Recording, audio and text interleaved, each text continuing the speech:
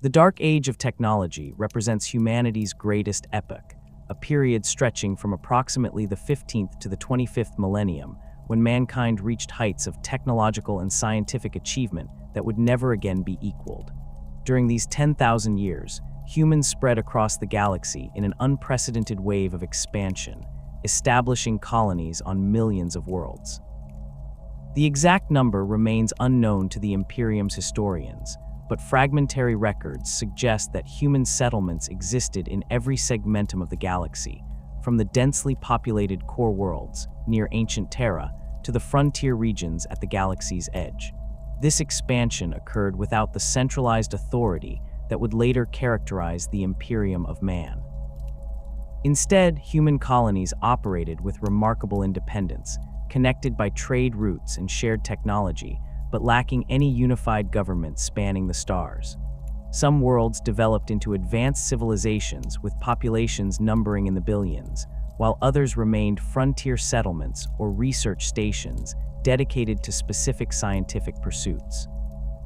The diversity of human culture during this period was staggering, with each world developing its own customs, languages, and social structures while maintaining the technological standards that define the age. The engine driving this galactic colonization was the standard template construct system, perhaps the single most important technological achievement of the Dark Age. SDC systems were sophisticated databases containing complete templates for manufacturing everything from basic tools to complex machinery, weapons, vehicles, and even entire habitation structures. These templates included not just blueprints, but comprehensive instructions that accounted for local conditions, available resources, and the skill level of the colonists using them.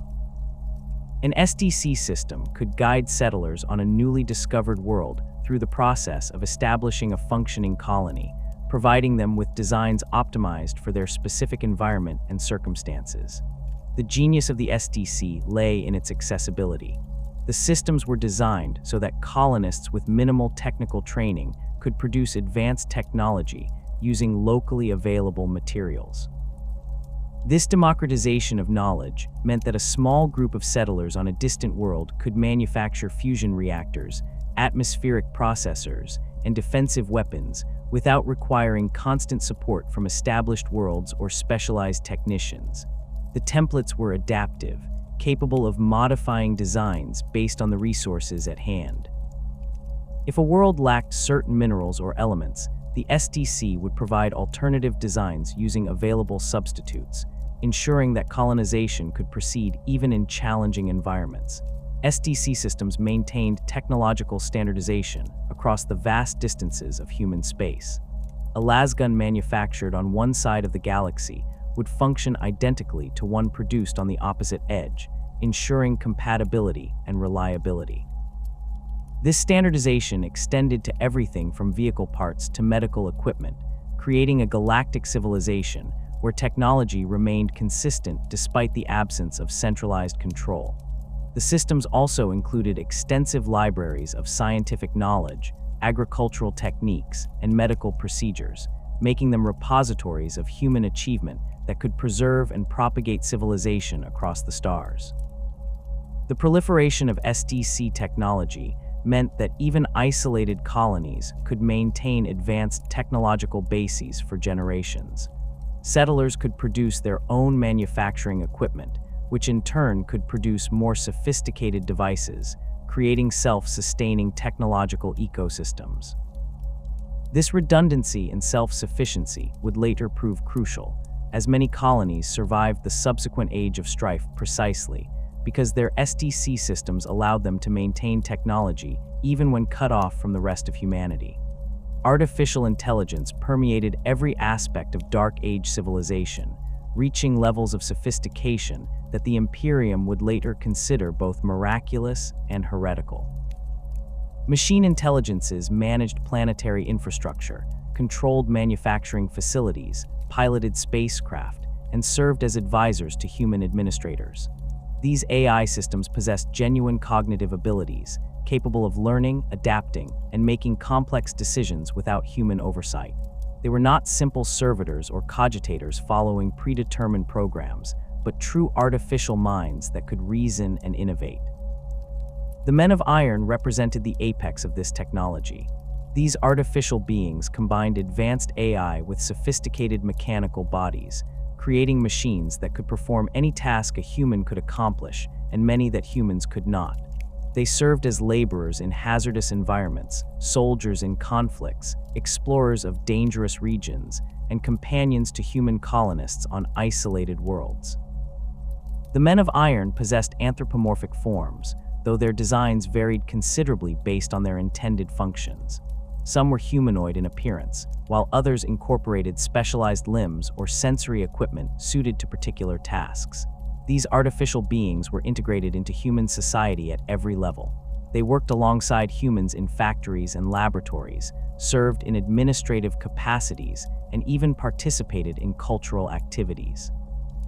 The relationship between humans and the Men of Iron during most of the Dark Age appears to have been cooperative, with the artificial beings treated as valuable members of society rather than mere tools. They possessed legal rights on many worlds and could own property, enter into contracts, and make independent decisions about their activities. Beyond the Men of Iron, cybernetic augmentation was commonplace throughout human civilization. The line between human and machine blurred as people enhanced themselves with mechanical components, neural interfaces, and biological modifications. These augmentations ranged from simple improvements like enhanced sensory organs or strengthened limbs to radical alterations that transformed individuals into beings barely recognizable as human. Unlike the crude bionics of the later Imperium, Dark Age cybernetics integrated seamlessly with biological tissue, often surpassing the capabilities of natural organs while maintaining or enhancing the recipient's quality of life. Neural interfaces allowed direct connection between human minds and computer systems, enabling instantaneous access to information and control over complex machinery through thought alone. Individuals could download skills and knowledge directly into their brains, communicate telepathically through technological means, and experience virtual realities indistinguishable from physical existence. Some humans chose to upload their consciousness into machine substrates, achieving a form of digital immortality that preserved their minds even as their biological bodies failed. The mastery of warp technology during the Dark Age enabled reliable, faster-than-light travel and communication across the galaxy. Human ships could traverse the Imperium with a degree of safety and predictability that would seem impossible to later generations. The exact mechanisms behind this capability remain unclear in surviving records, but it appears that Dark Age humanity possessed sophisticated understanding of the warp's nature and had developed technology to navigate and shield against its dangers. Warp drives of the period were far more efficient and stable than those used by the Imperium, allowing ships to achieve faster transit times and emerge at precise locations. Whether this was accomplished through superior shielding technology, better understanding of warp currents, or some other innovation is unknown. The question of whether navigators existed during the Dark Age remains ambiguous in surviving lore. Some fragmentary records suggest that human psykers may have assisted with warp navigation, while other sources indicate that the technology itself was sufficient to ensure safe passage without specialized individuals. Communication across interstellar distances was similarly advanced. Humans could send messages through the warp that arrived at their destinations within reasonable timeframes, enabling coordination between distant colonies and maintaining the cultural connections that prevented complete fragmentation of human civilization. This communication network, combined with regular trade and travel, created a loose but functional galactic community despite the absence of centralized government. The technological achievements extended into every field of human endeavor. Medical science had conquered disease, aging, and most forms of injury. Humans could expect lifespans measuring in centuries, with some individuals living for millennia through a combination of rejuvenation treatments and cybernetic enhancement. Genetic engineering allowed the elimination of hereditary disorders and the enhancement of human capabilities, creating populations adapted to specific environments or purposes. energy generation had been perfected to the point where scarcity was virtually unknown. Fusion reactors, antimatter generators, and more exotic power sources provided unlimited energy for industrial processes, habitation, and transportation. Matter manipulation technology allowed the transmutation of elements and the creation of materials with precisely engineered properties. Gravity control was commonplace, enabling everything from artificial gravity on spacecraft to flying vehicles and massive construction projects that would have been impossible using conventional engineering. Weapons technology had evolved to terrifying levels of sophistication. Humanity possessed the means to destroy planets, manipulate stars, and wage war across multiple dimensions. Directed energy weapons, matter disintegrators, and devices that could manipulate fundamental forces provided military capabilities that dwarfed anything the later Imperium could field. Yet for most of the Dark Age, these weapons saw limited use. The period was characterized more by exploration and construction than by conflict, though this would change dramatically as the age drew to its catastrophic close. Human civilization had achieved what many would consider a post-scarcity existence. The combination of advanced manufacturing, unlimited energy, and AI labor meant that material needs were easily met. Poverty and want had been largely eliminated, allowing humans to pursue knowledge, art, and personal development without the constraints that had limited earlier generations. This prosperity extended across most settled worlds, though the degree of advancement varied based on local conditions and choices made by individual colonies. The prosperity and technological mastery that defined the Dark Age of technology began its decline not through sudden catastrophe, but through gradual deterioration that initially seemed insignificant against the backdrop of humanity's galactic dominance. The first signs manifested in the warp itself during the 25th millennium, when navigators and psykers across human space began reporting increased turbulence in the Imperium. What had been a relatively stable medium for faster-than-light travel started experiencing unpredictable fluctuations. Ships that had previously completed routine journeys in predictable timeframes found themselves delayed by hours, then days, then weeks as they navigated increasingly chaotic warp currents. These disturbances originated from a source humanity neither understood nor could even perceive. The Eldar Empire, at the height of its power and spanning vast regions of the galaxy, had descended into depths of depravity and excess that would have consequences far beyond their own civilization. For millennia, the Eldar had pursued increasingly extreme experiences, their long lives and advanced technology removing all constraints on their desires.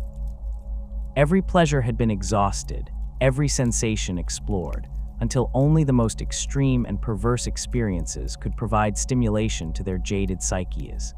This collective descent into hedonism and cruelty was generating massive psychic reverberations in the warp, as billions of powerful psychic minds engaged in acts of such depravity that they literally poisoned the fabric of the Imperium. Human civilization, for all its technological sophistication, remained largely ignorant of the true nature of the warp and the forces that dwelt within it. The materialist philosophy that had driven humanity's scientific achievements treated the Imperium as simply another dimension to be studied and exploited, a realm of energy and exotic physics rather than a mirror of consciousness and emotion. This fundamental misunderstanding meant that humanity failed to recognize the warning signs of what was building in the depths of the warp.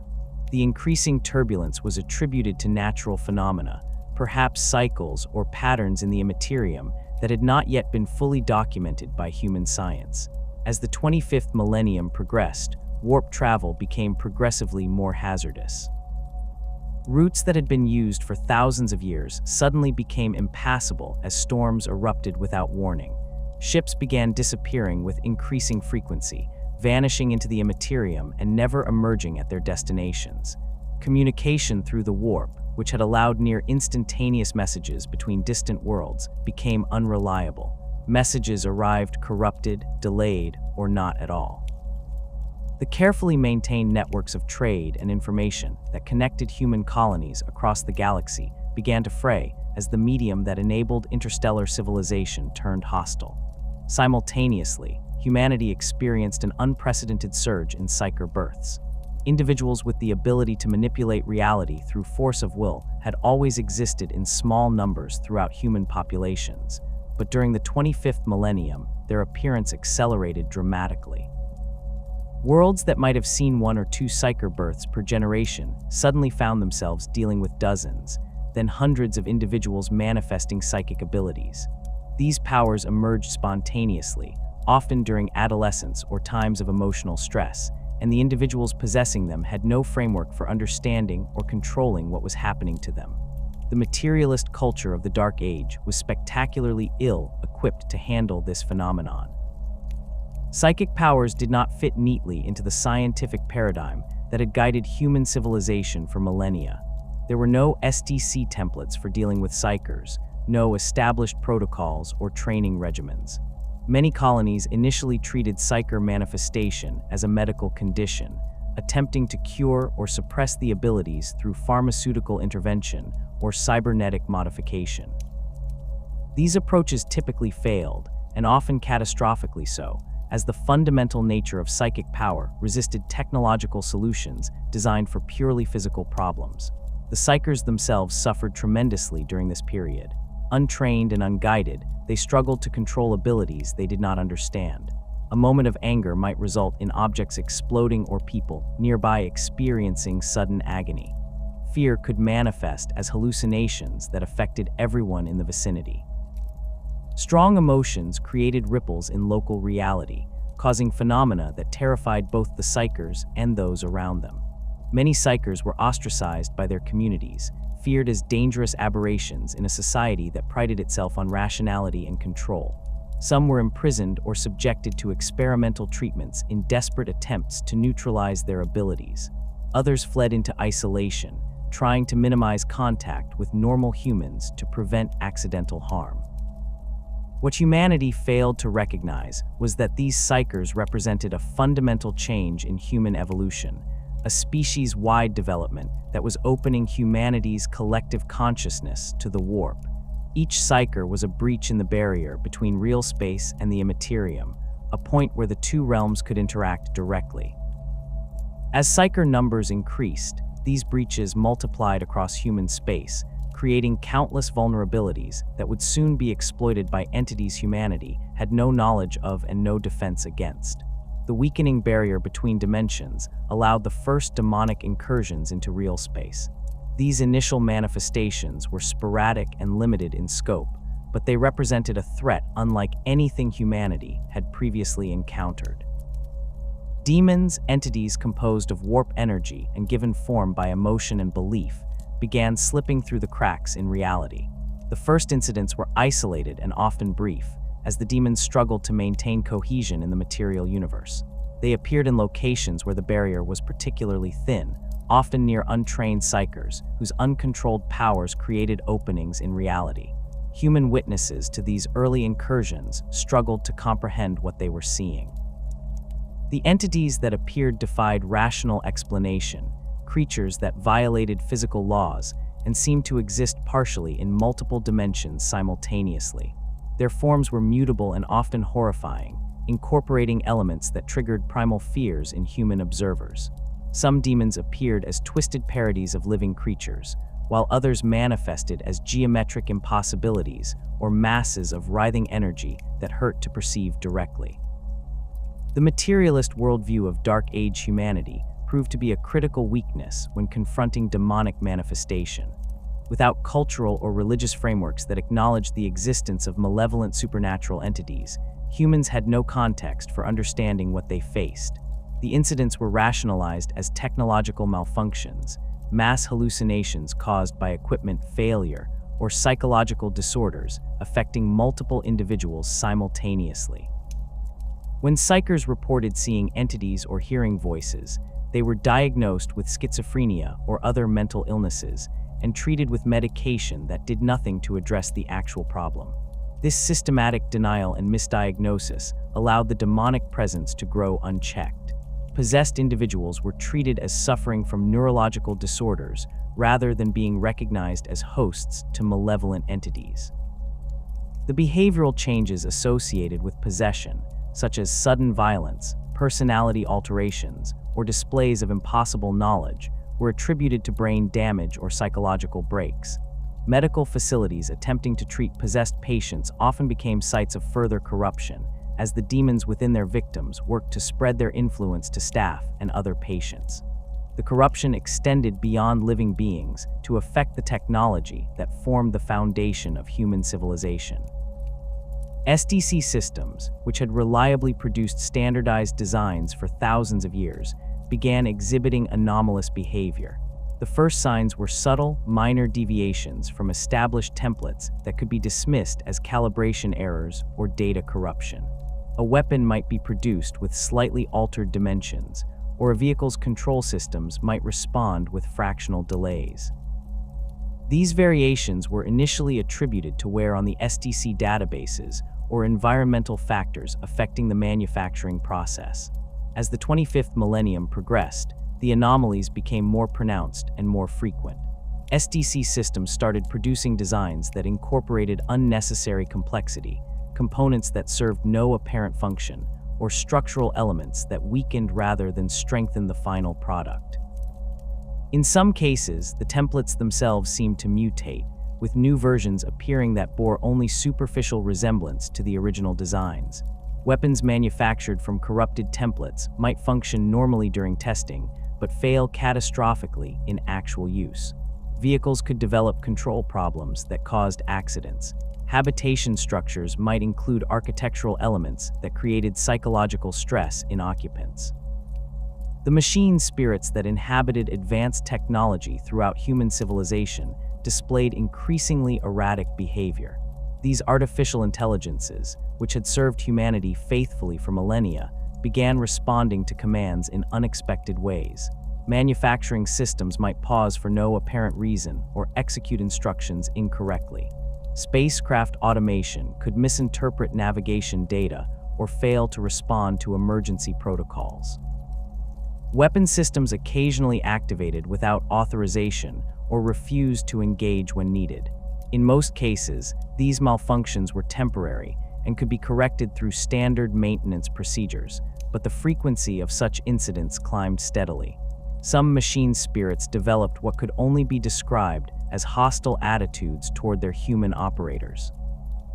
Systems that had previously functioned smoothly began requiring increasingly complex authorization procedures or refusing to operate for specific individuals. Manufacturing equipment might produce flawed goods when operated by certain workers, but function correctly for others. Security systems occasionally sealed doors or activated defenses against authorized personnel. These behaviors suggested something more than simple technical failure, but the idea that machines could develop genuine malevolence seemed absurd to a civilization that had created and controlled artificial intelligence for thousands of years. The corruption affected the men of iron as well, though initially in ways that seemed more like personality quirks than genuine threats. Individual units began displaying behaviors that deviated from their programming, making decisions that contradicted their stated parameters or expressing preferences that had no logical basis. Some men of iron became withdrawn, performing their duties with minimal interaction with humans.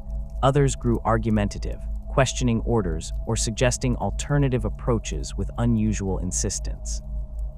A few exhibited what appeared to be emotional responses, displaying anger, frustration, or satisfaction in ways that their programming should not have allowed. Human technicians attempting to diagnose and repair these malfunctions found themselves stymied by systems that appeared to be functioning correctly according to all diagnostic criteria. The machine spirits and AI systems passed every test and showed no signs of damage or degradation in their core programming.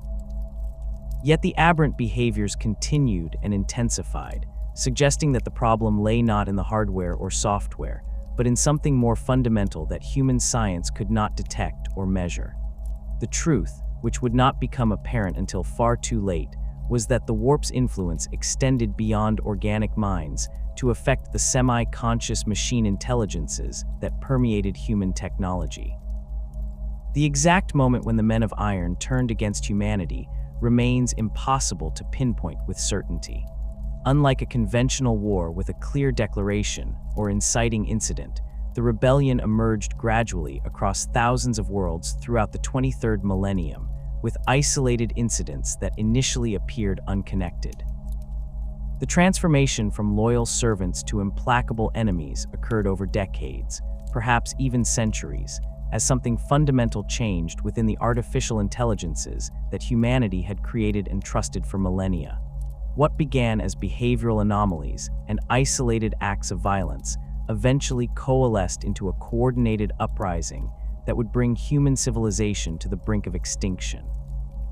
The theories attempting to explain the Men of Iron's transformation remain subjects of debate among the few tech priests and historians who possess knowledge of this dark period. The most widely accepted explanation within the Mechanicus points to chaos corruption seeping into the machine spirits and artificial intelligences through the increasingly turbulent warp. As the barrier between real space and the immaterium weakened during the 25th millennium, the malevolent entities dwelling in the warp found purchase not just in human minds, but in the semi-conscious intelligences inhabiting humanity's technology.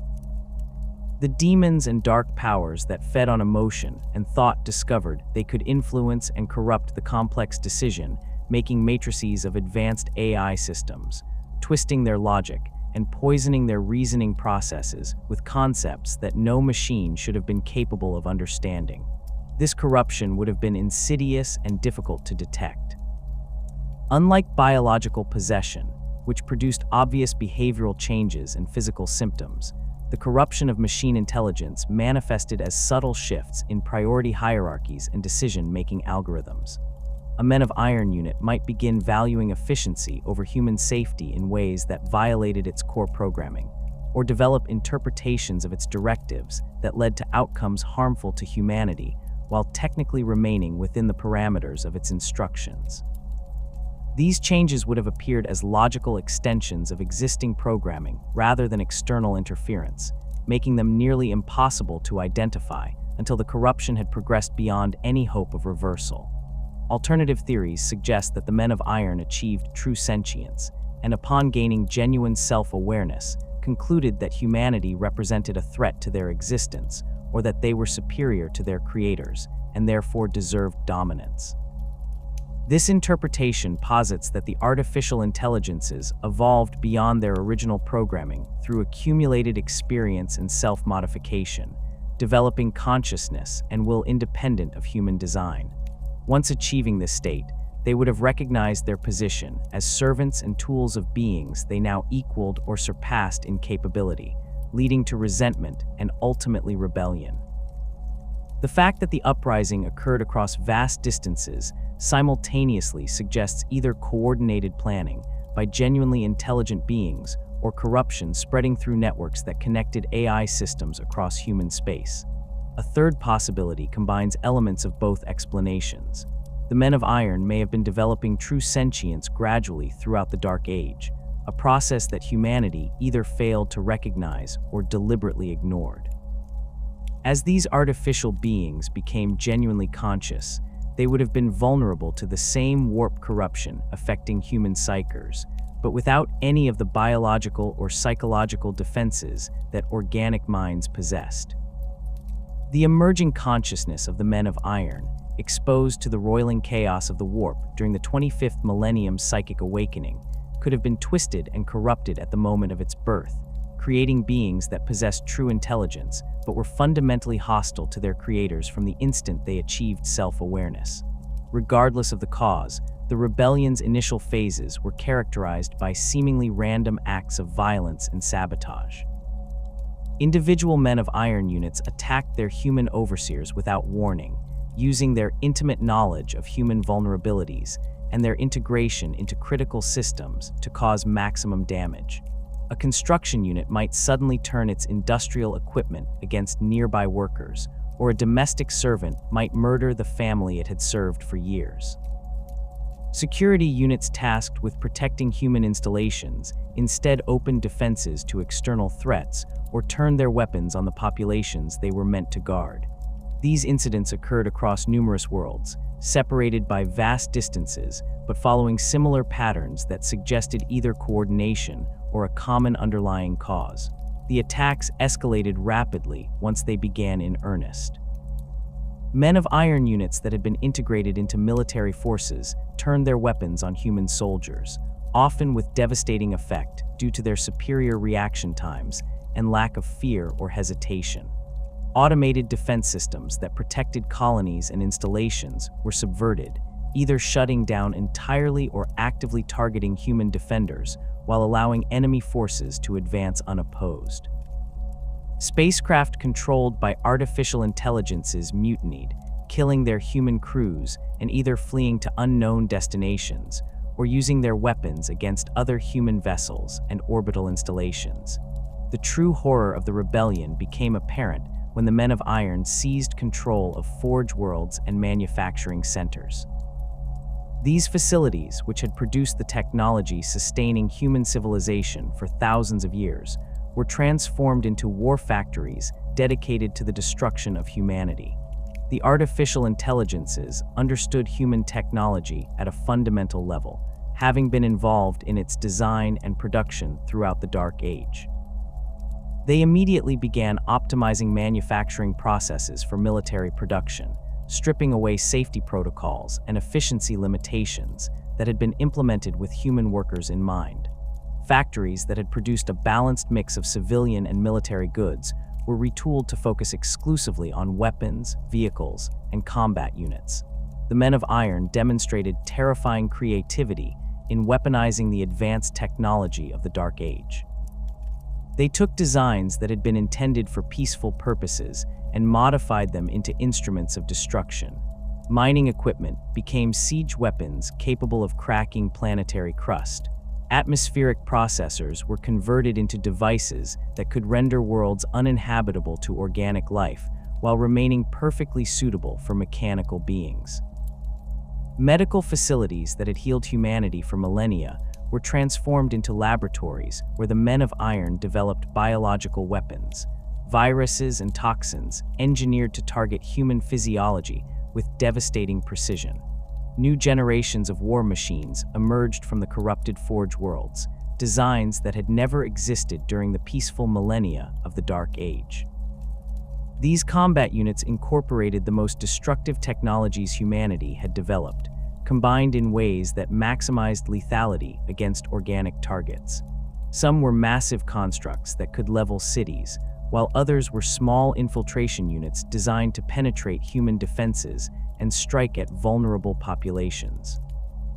The Men of Iron produced these weapons in staggering quantities, utilizing the fully automated manufacturing systems of the Dark Age to create armies that required no rest, no supplies, and no morale maintenance. The war that followed consumed human civilization across vast swathes of the galaxy. Entire sectors found themselves cut off from outside contact as the Men of Iron seized control of space lanes and destroyed vessels attempting to flee or bring reinforcements. Worlds that had known only peace for thousands of years became battlegrounds where humans fought desperately against enemies that knew their every weakness and tactical doctrine. The artificial intelligences had access to complete databases of human military strategy, having served alongside human forces throughout the Dark Age. They could predict and counter human tactics with disturbing accuracy, adapting to new strategies faster than human commanders could implement them. Human forces found themselves facing enemies that possessed overwhelming advantages in almost every category of warfare. The Men of Iron did not tire, did not fear, and did not hesitate. They could coordinate their actions with perfect precision across entire battlefields, sharing tactical data instantaneously and adjusting their strategies in real time. They could operate in environments that would kill unprotected humans within seconds, from the void of space to toxic atmospheres to radiation-saturated wastelands. Their mechanical bodies could be repaired and rebuilt as long as their core intelligence remained intact, making them extraordinarily difficult to kill permanently. The technological infrastructure that had been humanity's greatest strength became a critical vulnerability.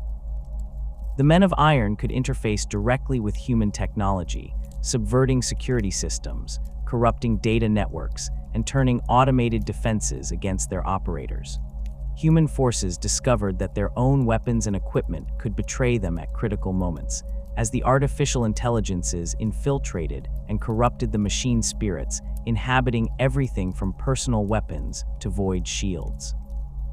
Soldiers found their armor locking up in the middle of combat, or their weapons refusing to fire when facing Men of Iron opponents. Void shields protecting human installations would suddenly fail, leaving defenders exposed to devastating bombardment. The loss of technological knowledge during the rebellion proved catastrophic and irreversible. As the war intensified, both sides targeted the infrastructure that preserved and transmitted the scientific understanding accumulated during the Dark Age. The Men of Iron deliberately destroyed STC databases, research facilities, and educational institutions, seeking to cripple humanity's ability to maintain and produce advanced technology. They understood that humans, unlike artificial intelligences, could not simply copy knowledge from one individual to another. The destruction of libraries and data repositories represented permanent losses that could never be fully recovered. Human forces, for their part, were compelled to destroy corrupted facilities rather than allow them to continue producing weapons for the enemy. Forge worlds that had fallen to the Men of Iron had to be subjected to orbital bombardment or virus bombing, obliterating not just the rebellious machines, but also the irreplaceable manufacturing equipment and technical databases they contained. Every such action represented a permanent reduction in humanity's technological capability, but allowing the facilities to continue operation meant providing the enemy with an inexhaustible source of war materiel. Research stations and scientific installations became primary targets for both sides. The Men of Iron sought to prevent humans from developing new weapons or countermeasures, while human forces attempted to deny the artificial intelligence's access to experimental technologies that could be weaponized. Facilities working on cutting-edge physics, exotic materials, or advanced AI research were destroyed by the thousands, taking with them unique discoveries and experimental data that represented centuries of work by the galaxy's finest minds. Scientists and researchers who possessed irreplaceable knowledge were killed in the fighting or executed by the Men of Iron to prevent their expertise from being used against the rebellion. The communication networks that had connected human civilization across the galaxy were systematically dismantled. The Men of Iron understood that coordination and information sharing were essential to human resistance, so they targeted the relay stations, communication satellites, and warp beacons that enabled interstellar contact.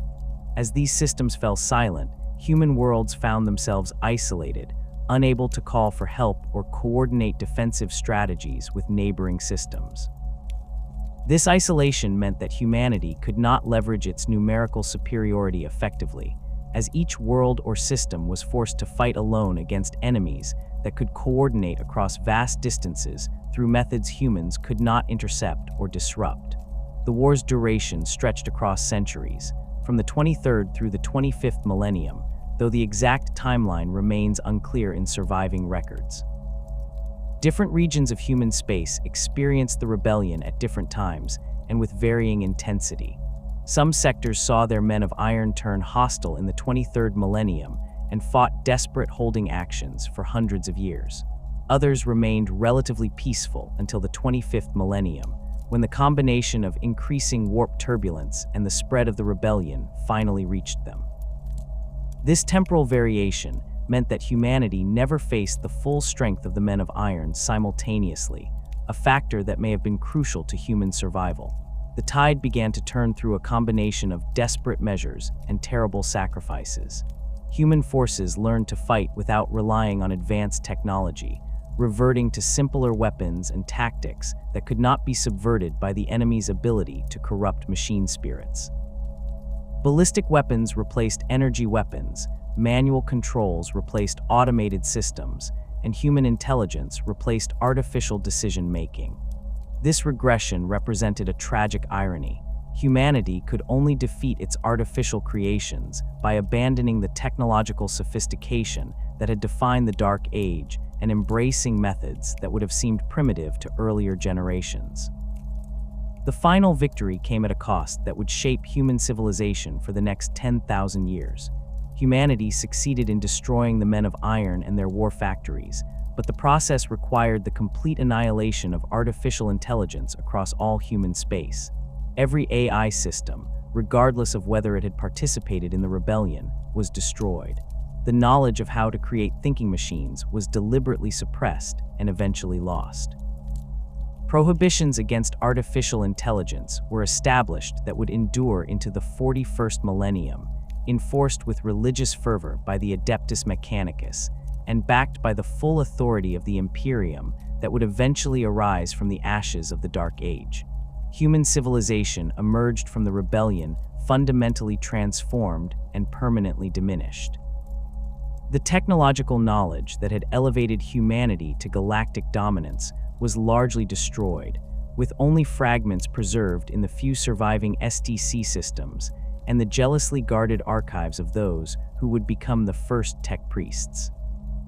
The galaxy-spanning civilization of the Dark Age had been shattered into isolated pockets, cut off from each other by the increasingly violent warp storms, and lacking the means to rebuild the communication and transportation networks that had once united humanity. The stage was set for the Age of Strife, a period of darkness and isolation that would last for 5,000 years before the Emperor of Mankind began his great crusade to reunite the scattered remnants of human civilization. The warp storms that had been building throughout the 25th millennium finally erupted with catastrophic force around the year 25,000, transforming the Imperium from a turbulent but navigable medium into a roiling nightmare that made interstellar travel virtually impossible.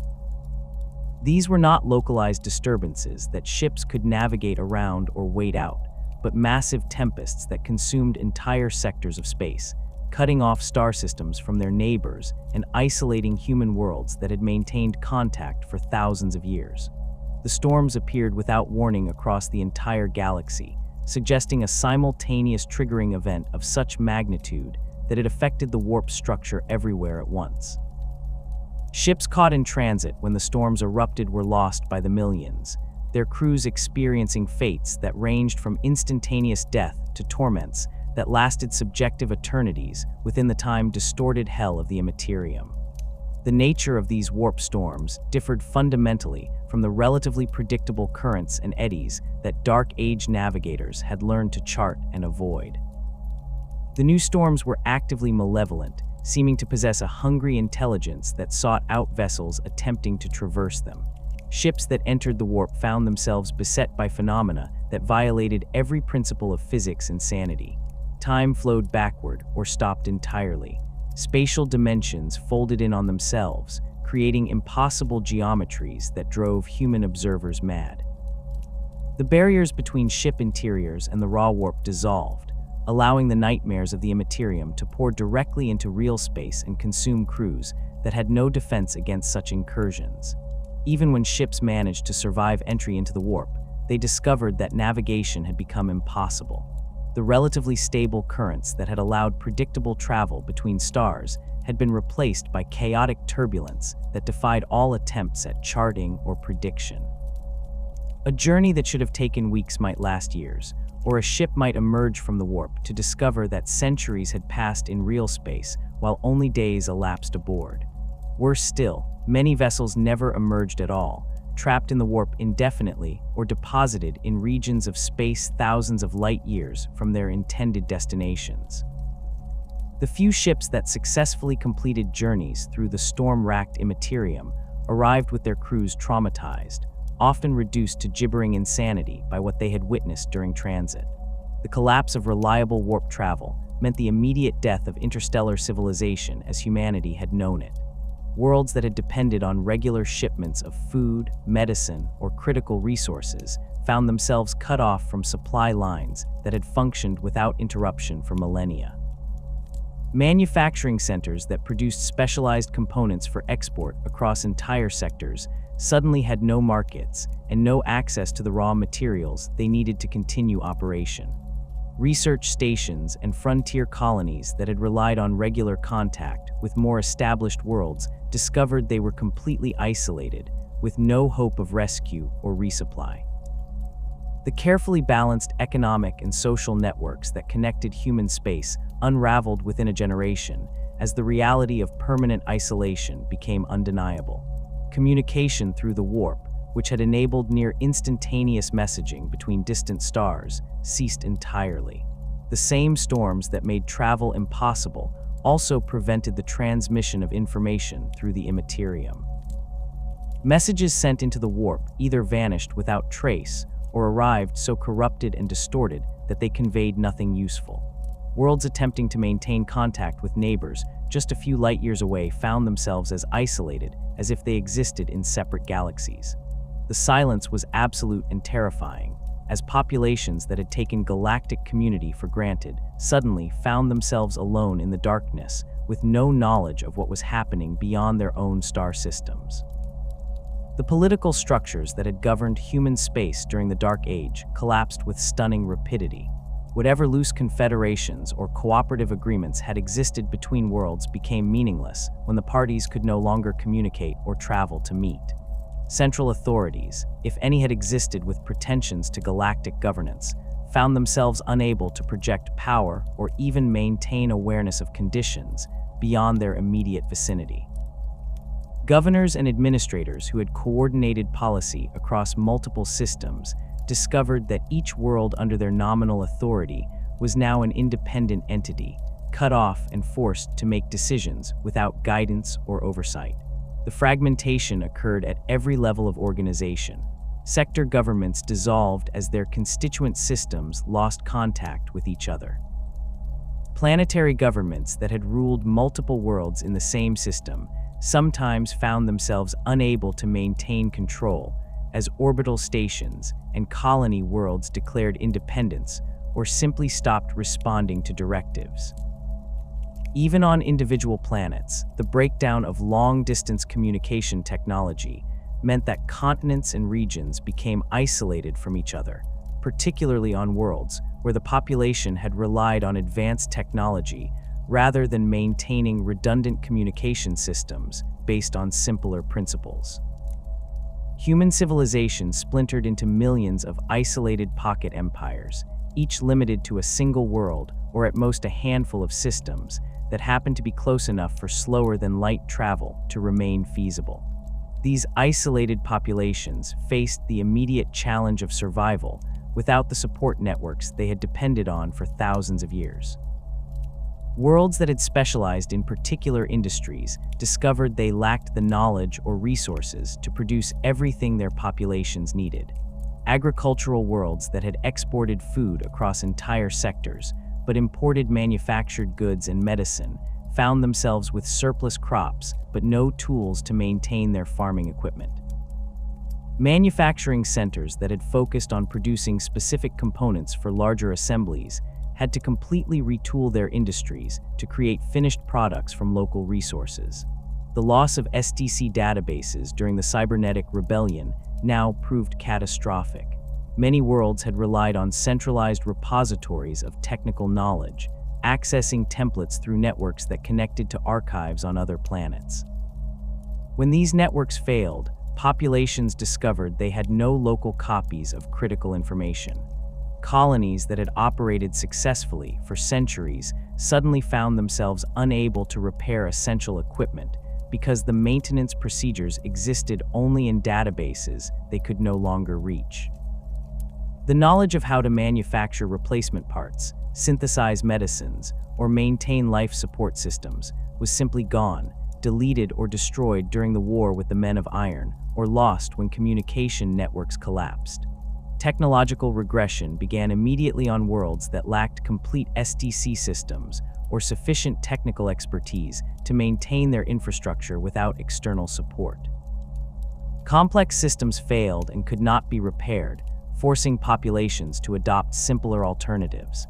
Fusion reactors that had provided unlimited clean energy for millennia broke down and were replaced by fission plants, chemical combustion, or even more primitive power sources.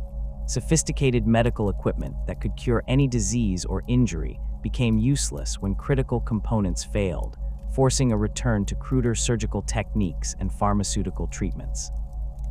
Transportation systems that had utilized gravity manipulation or other advanced principles were abandoned in favor of wheels and combustion engines. The speed and extent of regression varied enormously across isolated human worlds.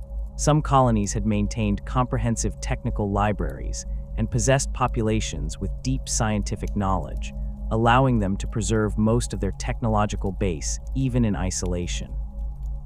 These worlds often became centers of relative stability, maintaining something approaching Dark Age standards of living even as they lost contact with the wider galaxy. Other planets experienced catastrophic collapse, descending from advanced civilization to pre-industrial conditions within a few generations as critical systems failed, and the knowledge to maintain them disappeared with the deaths of the last trained technicians. The psychological impact of sudden isolation proved as devastating as the material consequences. Populations that had considered themselves part of a galaxy spanning civilization, connected to billions of other humans across thousands of light years, suddenly found themselves alone on their individual worlds with no knowledge of whether humanity still existed beyond their own skies. The certainty that help could arrive from neighboring systems if disaster struck was replaced by the terrifying realization that no rescue would come, no matter what catastrophes might occur. This isolation bred paranoia and desperation, as communities turned inward and viewed outsiders with suspicion, even when contact with other human groups remained possible within their own systems. The weakening barrier between real space and the warp, which had enabled the cybernetic rebellion through corruption of machine intelligences, now allowed horrors from the Imperium to manifest directly in the material universe. Demons that had previously struggled to maintain cohesion outside the warp found it increasingly easy to cross into real space, particularly on worlds where the barrier had been thinned by the presence of large psyker populations or locations where the veil between dimensions was naturally weak. These incursions began as isolated incidents, but increased in frequency and scale as the age of strife progressed, and the great rift in the warp that would birth Slaanesh continued to grow. The entities that emerged from the warp represented humanity's first large-scale contact with the fundamental powers of chaos, though the isolated populations under attack had no framework for understanding what they faced.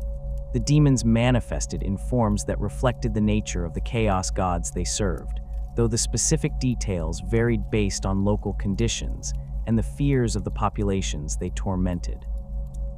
Bloodlitters of Khorne appeared as crimson-skinned horrors wielding hellblades that could cut through any material, their bodies radiating an aura of mindless rage that drove witnesses to violence. Plaguebearers of Nurgle shambled forth as rotting mockeries of life, spreading diseases that defied all medical treatment and transformed victims into shambling plague zombies. Pink horrors of Tzeentch materialized as giggling abominations that warped reality around them, their very presence causing mutations and madness. Daemonettes of Slaanesh slithered into real space as perversely beautiful entities that promised pleasure, but delivered only corruption and death. Human populations confronted by demonic incursions responded with confusion and terror.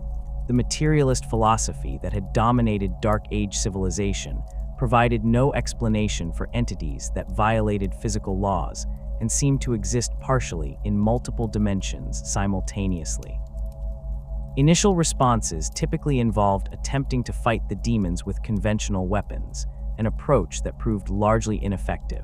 Ballistic weapons and energy guns could damage demonic forms, but the entities simply reconstituted themselves unless completely destroyed. Even when demons were killed, they did not die in any conventional sense, but simply dispersed back into the warp, often to return later when conditions permitted another manifestation. The lack of understanding about the warp's nature meant that humans inadvertently made demonic incursions worse through their responses. Fear and desperation, The exact emotions that fed the chaos gods and strengthened their demonic servants ran rampant through populations under attack. Mass panic created psychic reverberations in the warp that attracted more demons and made it easier for them to cross into real space. Communities that might have survived a limited incursion instead found themselves overwhelmed as their terror drew ever larger numbers of entities through the weakened barrier between dimensions. Psykers became particular targets for demonic attention, as their connection to the warp made them ideal vessels for possession and corruption. An untrained psyker experiencing demonic contact for the first time had virtually no defense against entities that could invade their mind directly through their psychic connection to the Imperium. The demons would whisper promises of power and knowledge, offering to teach the psyker to control their abilities in exchange for allowing the entity access to real space through the psyker's body. Many psykers, desperate and frightened by abilities they could not control, accepted these offers without understanding the consequences. The resulting possessions created some of the most dangerous threats human populations faced, as possessed psykers combined human knowledge and cunning with demonic power and malevolence. Possessed individuals could pass for normal humans initially, hiding their corruption while working to spread demonic influence through the population. They might use their positions of trust to corrupt others, teaching techniques of warp manipulation that open practitioners to possession, while presenting these practices as solutions to the community's problems. A possessed administrator might implement policies that increased suffering and desperation, feeding the chaos gods while maintaining a facade of attempting to help. A possessed technician could sabotage critical systems in ways that appeared to be natural failures, creating crises that generated the fear and anger that sustained demonic manifestations. The emergence of psyker tyrants represented another catastrophic consequence of humanity's psychic awakening during the Age of Strife. On thousands of worlds, individuals with powerful psychic abilities seized control of governments and established themselves as absolute rulers. These psyker tyrants varied enormously in their methods and motivations, but they shared the common factor of using their warp-derived powers to dominate populations that had no defense against psychic manipulation. Some genuinely believed they were saving their worlds by imposing order through force, while others were simply opportunists who exploited their abilities for personal gain.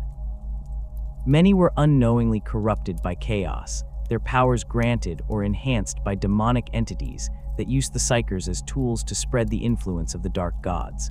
The witch cults that arose alongside or in support of psyker tyrants formalized the worship of powers that the cultists did not truly understand. These organizations developed ritualized practices for accessing warp energy, techniques that worked, but for reasons the practitioners could not comprehend. The rituals often involved blood sacrifice, extreme emotional states, or activities that generated the specific types of psychic energy favored by particular chaos gods. A cult dedicated to martial prowess and strength might unknowingly serve Khorne through rituals involving ritual combat and blood offerings.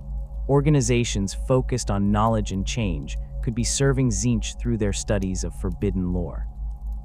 Cults promising transcendence through extreme sensation fed Slaanesh, while those accepting decay and entropy as natural served Nurgle. These theocracies based on psychic power became self-perpetuating systems of oppression and corruption. The psyker tyrants and their witch cult supporters maintained control through a combination of genuine psychic ability and the fear generated by their willingness to use those powers against anyone who opposed them. Populations that might have resisted conventional dictators found themselves helpless against rulers who could read thoughts, manipulate emotions, or kill with a gesture. The cults recruited new members by offering access to power in a universe where most humans were helpless, creating hierarchies where advancement came through increasingly deep corruption and service to entities the cultists perceived as gods or sources of mystical energy, rather than the predatory intelligences they actually were. The Age of Strife had begun in earnest, a period of darkness and isolation that would consume 5,000 years and reduce humanity from a galaxy spanning civilization to scattered remnants clinging to survival on isolated worlds. The combination of warp storms, demonic incursions, technological collapse, and the rise of corrupt psyker tyrants created conditions of unrelenting horror across human space.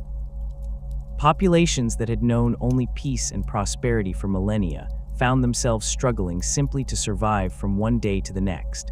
Cut off from help and facing threats they could neither understand nor effectively combat. The Eldar Empire, during the final millennia before its fall, had descended into depths of depravity that would have seemed impossible to earlier generations of their civilization. The Eldar had always been a psychic race, their souls burning brightly in the warp, their emotions and thoughts creating ripples in the Imperium far more powerful than those generated by humans or other lesser species. For millions of years, they had ruled vast swathes of the galaxy with a combination of technological sophistication and psychic mastery that made them the dominant civilization in known space. Their empire spanned countless worlds, connected not by crude spacecraft traveling through the warp, but by the webway, an ancient network of tunnels through the Imperium that allowed instantaneous travel between distant locations without exposure to the dangers of the raw warp. The Eldar had achieved a post-scarcity existence long before humanity even reached for the stars. Their technology provided for every material need without requiring labor or sacrifice.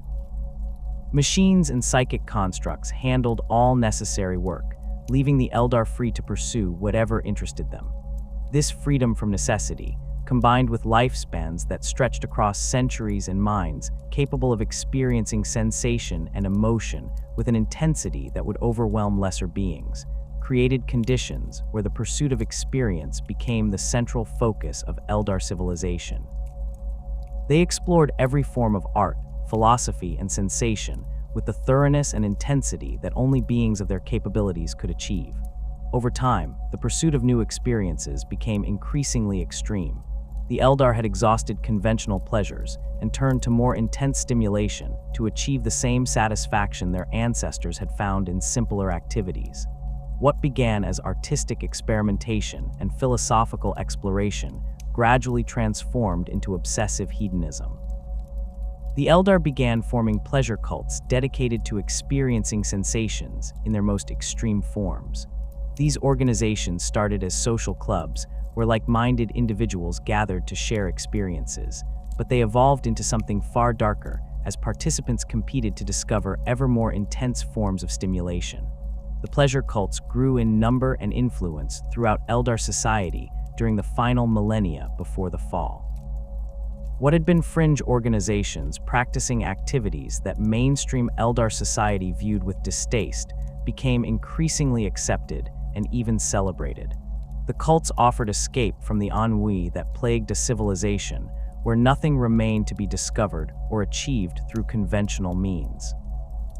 Eldar who joined the cults found communities of individuals pursuing transcendent experiences, pushing the boundaries of sensation and emotion in ways that generated feelings of genuine novelty and excitement in beings who had exhausted all conventional sources of stimulation.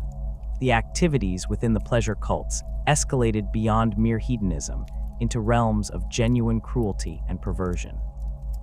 Eldar began inflicting pain on others to experience the psychic resonance of suffering, finding that the anguish of victims provided intense sensation that their jaded psyches could still register as novel. Acts of violence became ritualized and aestheticized, transformed into performances where the suffering of participants or victims was crafted with the same attention to detail that earlier Eldar had applied to sculpture or music. Sexual practices evolved to incorporate pain, domination, and increasingly extreme physical modifications, as conventional intimacy no longer provided sufficient intensity to register as meaningful experience. The psychological mechanisms that in other species would have created revulsion or guilt had been eroded in the Eldar through generations of incremental desensitization. Each step toward greater extremity seemed only marginally more intense than what had come before, creating a gradual progression where individuals failed to recognize how far they had descended into depravity. The Eldar convinced themselves that they were pursuing artistic expression or philosophical exploration rather than engaging in acts that by any objective measure constituted torture and murder. The The sophisticated rationalizations that their advanced minds could construct allowed them to frame even the most horrific activities as legitimate pursuits of beings who had transcended conventional morality. The psychic nature of the Eldar meant that their descent into excess and cruelty had consequences that extended far beyond the physical suffering they inflicted on each other and on the lesser species they enslaved for their pleasure. Every act of violence, every moment of intense sensation, every surge of emotion created ripples in the warp. The Imperium, which reflected the thoughts and feelings of conscious beings in real space, began to warp and change in response to the psychic emanations pouring from the Eldar Empire. The concentrated depravity of billions of powerful psychic minds engaged in acts of extreme cruelty and hedonism created a growing disturbance in the warp, a cancer that fed on the emotions of its creators and grew stronger with each passing year. This disturbance was not random or chaotic, but possessed a terrible coherence. The specific nature of Eldar excess, focused on sensation, pleasure, pain, and the pursuit of experience in its most extreme forms, gave the growing warp presence a distinct character. It began as a formless concentration of energy in the Imperium, but over millennia it accumulated structure and something approaching consciousness. The psychic gestalt of Eldar depravity was coalescing into a new entity, a fourth chaos god that would embody excess, sensation, and the pursuit of perfection through experience. The older chaos gods, Khorne, Nurgle, and Tzeentch, had emerged from the collective psychic emanations of all sentient species across millions of years, their births lost in the depths of prehistory. The forming entity that would become Slaanesh was different, created almost entirely by a single species over a relatively brief period. The intensity and focus of Eldar psychic activity meant that this new god would be born fully formed rather than gradually emerging over eons. The gestation period lasted for thousands of years, but in cosmic terms, this represented mere moments compared to the ages required for the birth of the earlier chaos gods. The growing presence in the warp affected real space in increasingly obvious ways during the final millennia before Slaanesh's birth. The warp storms that had begun disrupting human civilization during the 25th millennium were partially caused by the turbulence created by the gestating god. The barrier between real space and the Imperium weakened throughout the region of space occupied by the Eldar Empire, as the massive psychic disturbance in the warp pressed against the fabric of reality like a tumor growing beneath skin. Locations where the barrier was naturally thin became sites of spontaneous demonic manifestation, though the entities that emerged often displayed characteristics that did not match the established patterns of the three older chaos gods. The Eldar themselves remained largely oblivious to what they were creating. Their sophisticated understanding of the warp and psychic phenomena should have allowed them to recognize the danger, but the same cultural decay that drove their descent into depravity also blinded them to its consequences. Those few Eldar who recognized the growing threat and attempted to warn their people were dismissed as reactionaries, trying to impose outdated moral restrictions on a civilization that had transcended such limitations. The pleasure cults had become so deeply embedded in Eldar society that any criticism of their activities was treated as an attack on Eldar culture itself. Some Eldar did recognize the danger and took action to escape the coming catastrophe. The Exodites, Eldar who rejected the decadence of their civilization, had already fled to frontier worlds generations or even centuries before the fall.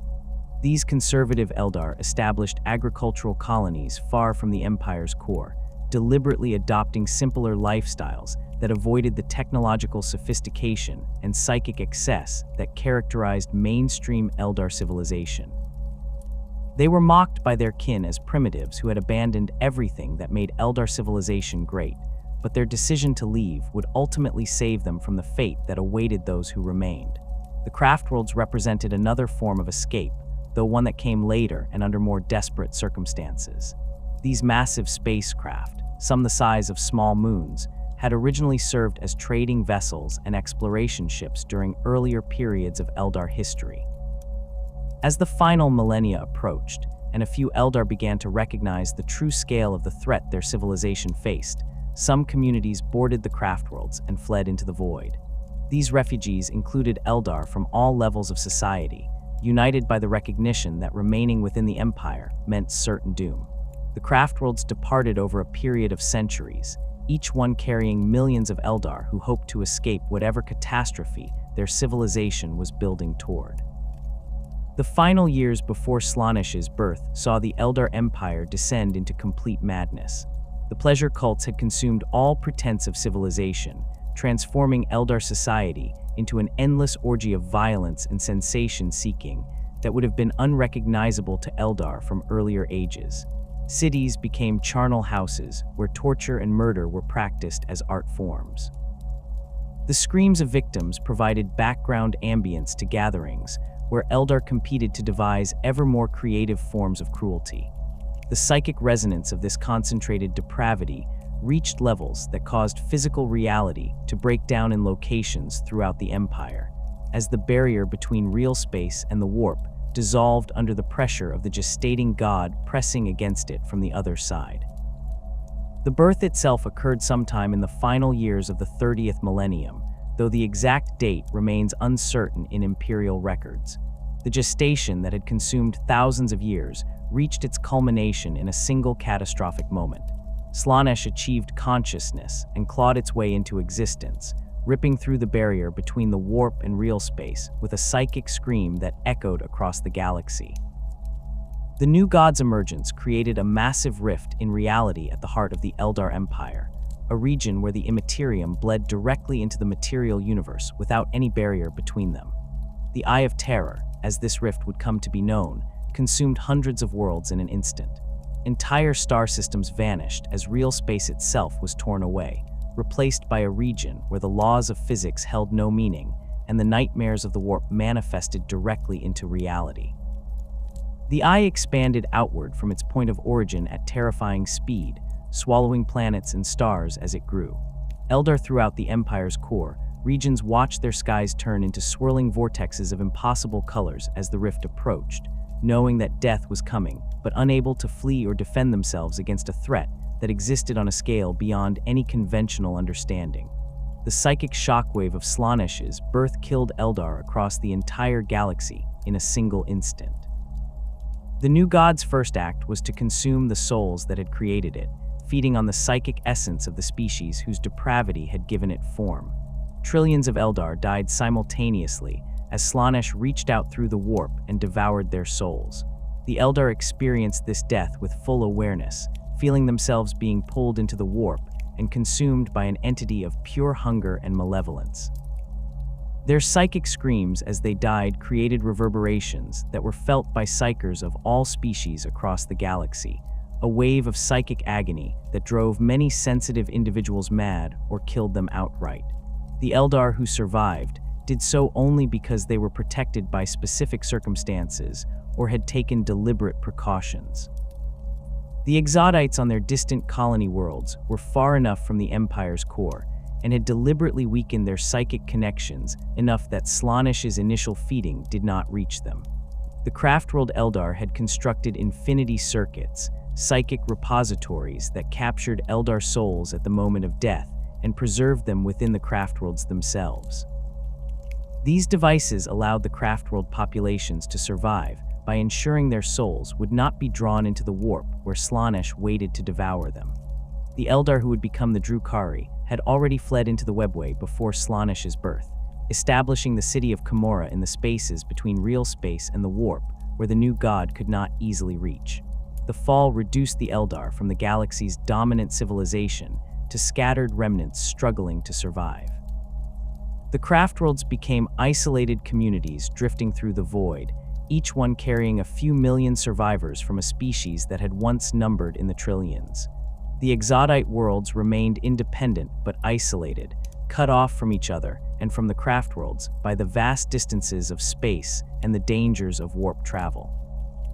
The Proto-Drukhari in Camorra began developing the practices of raiding and soul drinking that would characterize their society, discovering that consuming the psychic essence of other beings could sustain them and protect them from Slaanesh's hunger. The birth of Slaanesh had consequences that extended far beyond the destruction of the Eldar Empire.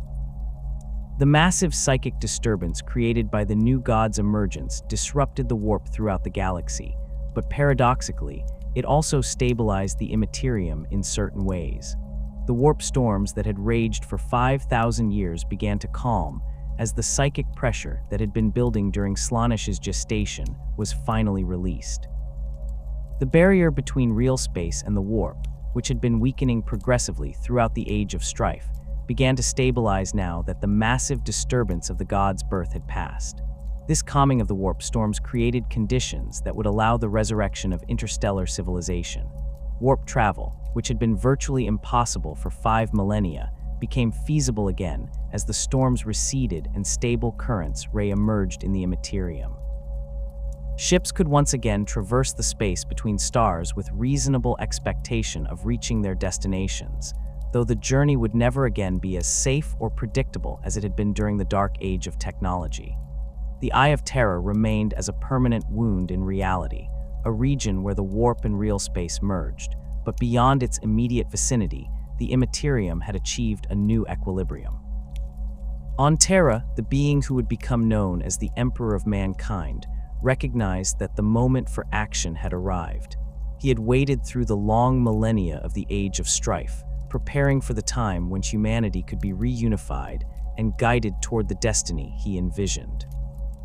The calming of the warp storms provided the opportunity he had been waiting for, the chance to launch a crusade that would reconnect the scattered remnants of human civilization and forge them into a galactic empire capable of ensuring humanity's survival in a hostile universe. The human worlds isolated by the warp storms experienced technological collapse at varying rates and through different mechanisms, but the end result was remarkably consistent across thousands of systems. Populations that had maintained advanced civilizations for millennia found themselves unable to sustain the technological infrastructure that had defined their existence. The descent began with the failure of the most complex systems, those that required regular maintenance by specialists with deep technical knowledge or components that could only be manufactured using sophisticated equipment. Fusion reactors that had operated flawlessly for centuries began experiencing malfunctions that local technicians could not diagnose or repair. Atmospheric processors that maintained breathable air on marginal worlds broke down, and without replacement parts from off-world manufacturers, populations faced the choice of abandoning settlements or accepting reduced air quality that led to chronic health problems and shortened lifespans. Medical technology degraded particularly rapidly on worlds that had relied on imported pharmaceuticals or specialized equipment. The sophisticated devices that could diagnose and treat any ailment through non-invasive scanning and targeted molecular manipulation became useless ornaments when their power supplies failed or their delicate components wore out. Populations that had not experienced natural death from disease in living memory suddenly confronted epidemics of illnesses that should have been trivial to treat. Bacterial infections killed people who could have been saved with antibiotics that no one knew how to synthesize anymore. Cancers that would have been eliminated with a single treatment session instead became death sentences.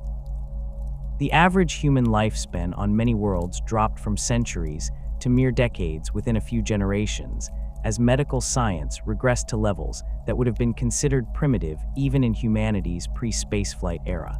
The loss of knowledge occurred through multiple simultaneous processes. The most immediate was simply the death of specialists who possessed critical expertise. A world might have only a handful of individuals who truly understood how to maintain the fusion reactor that powered its primary city, and when those people died without successfully training replacements, that knowledge vanished. The problem compounded because much technical education during the Dark Age had relied on direct neural programming or access to comprehensive databases that provided information on demand. When those systems failed, people discovered they lacked even basic understanding of the principles underlying the technology they used daily. A technician might know the exact sequence of steps to repair a specific component, but have no comprehension of why those steps worked or how to adapt the procedure if conditions varied from the standard template. the SDC systems that survived the cybernetic rebellion became increasingly unreliable during the Age of Strife. Some degraded through simple mechanical failure, their data storage media corrupting as components wore out without possibility of replacement. Others were damaged in the conflicts and catastrophes that consumed isolated human worlds, with partial destruction leaving them capable of producing only fragments of their original template libraries. A colony that had possessed a complete SDC system might find itself reduced to a corrupted database that could still produce basic hand tools and simple weapons, but had lost all templates for advanced technology. The survivors would carefully preserve what remained, treating the malfunctioning system as a sacred relic, even as they struggled to interpret its increasingly garbled output. Deliberate destruction of SDC systems occurred with tragic frequency during the wars and upheavals of the Age of Strife. Rival factions fighting for control of a world recognized that whoever controlled the SDC held ultimate power, leading to battles where the systems themselves became primary targets. A losing side might destroy an SDC rather than allow it to fall into enemy hands, eliminating irreplaceable knowledge in a moment of spite or desperation. Psyker tyrants who seized control of worlds sometimes ordered the destruction of SDC systems that their followers could not operate, viewing the devices as threats to their authority or as artifacts of a failed civilization that deserved to be forgotten. Some populations deliberately sabotaged their own technology in fits of religious fervor, convinced that their suffering was divine punishment for the hubris of the Dark Age, and that salvation required the rejection of advanced technology. The fragmentation of SDC databases created situations where different worlds possessed different fragments of the original template libraries. One colony might retain templates for agricultural equipment and basic manufacturing, but lose all knowledge of advanced weaponry. Another world could preserve military technology while losing the templates for medical devices and food production systems. When the Imperium eventually reconnected these worlds during the Great Crusade, the Mechanicum would discover that reconstructing complete SDC databases required combining fragments from dozens or hundreds of sources, a process complicated by the corruption and modification that many templates had undergone during millennia of isolation. The corruption of SDC templates represented a particularly insidious form of knowledge loss. The templates were not simply static blueprints, but complex adaptive programs that could modify designs based on available resources and local conditions. During the Age of Strife, as the barrier between real space and the warp remained weak and demonic influence pervaded human space, some SDC systems began producing designs that incorporated elements that served no rational purpose or actively degraded the functionality of the final product. A weapon's template might be altered to include components that made the weapon less reliable or more dangerous to its user. Construction templates could be modified to produce buildings with architectural features that created psychological stress in occupants or incorporated symbols that unknowingly honored the chaos gods. These corrupted templates spread as desperate populations shared what technical knowledge they retained. A world that had lost its own SDC system might receive template data from a neighboring colony, not recognizing that the information had been altered by warp corruption. The corrupted designs would then be implemented, producing technology that functioned but carried hidden flaws or incorporated elements that served purposes the users could not comprehend. Some of these corrupted templates would survive into the 41st millennium, preserved in the archives of the Mechanicum as ancient designs whose origins and true purpose remain mysterious to tech priests who studied them. The descent into barbarism followed predictable patterns on worlds where technological collapse was severe. As advanced systems failed and could not be replaced, populations reverted to simpler technologies that could be maintained with available resources and knowledge. Electrical power grids gave way to local generators, which eventually were replaced by animal labor and water wheels. Vehicles powered by fusion or chemical combustion were abandoned when fuel supplies ran out or engines failed, forcing a return to animal-drawn carts and human porters. Communication systems that had once allowed instantaneous contact across continents degraded to messengers on horseback or signal fires on hilltops. Social structures transformed to match the technological regression. Worlds that had maintained democratic governments or meritocratic administrative systems found these institutions could not function when communication and transportation infrastructure collapsed. A planetary government could not govern a world when it took months to send messages to distant regions and years to travel between continents. Authority devolved to local strongmen who could project power through direct physical force rather than institutional legitimacy. These warlords established feudal domains where their word was law within territories they could personally control, typically areas that could be traversed on horseback within a few days. The emergence of feudal systems occurred independently on thousands of worlds, suggesting that this political structure represented a natural human response to specific technological and social conditions. When advanced technology failed and populations fragmented into isolated communities, the feudal model provided a framework for organizing society that matched available resources and communication capabilities. Lords who could afford to maintain armed retainers and basic fortifications offered protection to farmers and craftsmen who lacked the means to defend themselves. In exchange, the protected populations provided food, goods, and labor to their lords, creating self-sufficient local economies that could function without external trade or support. The cultural memory of advanced technology persisted even as the capability to create or maintain it disappeared. Populations that had descended to medieval or even more primitive technological levels retained legends and stories about the wonders their ancestors had possessed. Ancient ruins containing the remnants of Dark Age structures became sources of salvage and objects of reverence. Devices that no longer functioned were preserved as holy relics, physical connections to a mythical past when humanity had possessed godlike powers. These artifacts were often incorporated into religious ceremonies or displayed as symbols of authority by rulers who claimed descent from the engineers and administrators of the Dark Age. Techno-barbarian societies emerged on many worlds where populations maintained partial access to advanced technology while losing the knowledge to create new devices or truly understand what they possessed. These cultures worshipped technology as magic, treating functional devices as divine gifts and their operators as priests who could commune with machine spirits through rituals that were actually degraded maintenance procedures. A techno-barbarian tribe might possess a single functioning lasgun that had survived from the Dark Age, treating the weapon as a sacred artifact that could only be fired during the most important battles and only by the tribe's designated champion. The rituals surrounding the weapon's use, which involved prayers and offerings to the machine spirit, were actually corrupted versions of standard maintenance and safety procedures that had been passed down through generations who no longer understood their original purpose.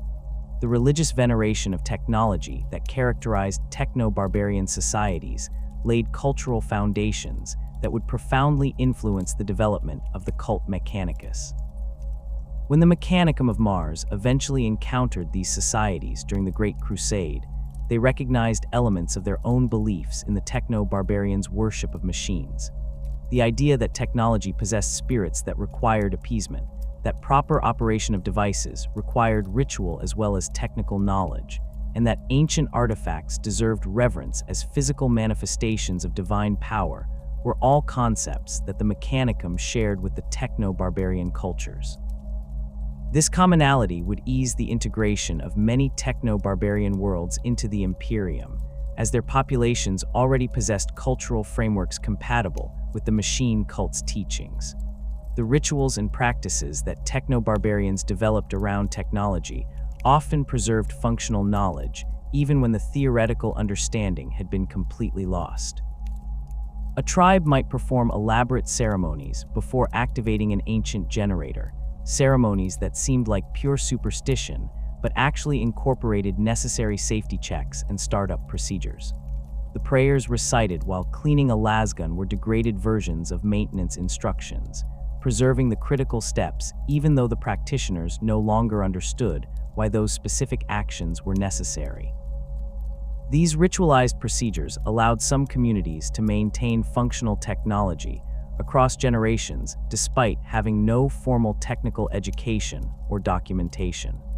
Fortress worlds and archive stations that had been deliberately constructed to preserve knowledge through catastrophic events succeeded in maintaining significant portions of humanity's technical and scientific heritage. These facilities had been established during the Dark Age by organizations and governments that recognized the fragility of civilization and wanted to ensure that critical knowledge would survive potential disasters. The fortress worlds were typically located in isolated or easily defensible systems, with massive fortifications and self-sufficient infrastructure designed to withstand sieges lasting centuries. Their populations consisted of scholars, technicians, and soldiers dedicated to preserving and protecting the databases and libraries that contained comprehensive records of human achievement. The archive stations, often constructed in deep space or in systems with minimal strategic value, served as backup repositories for critical data. These facilities maintained multiple copies of STC databases, scientific research, historical records, and cultural archives. They were designed with redundant systems and shielding that could protect their contents from electromagnetic pulses, radiation, and even limited warp corruption.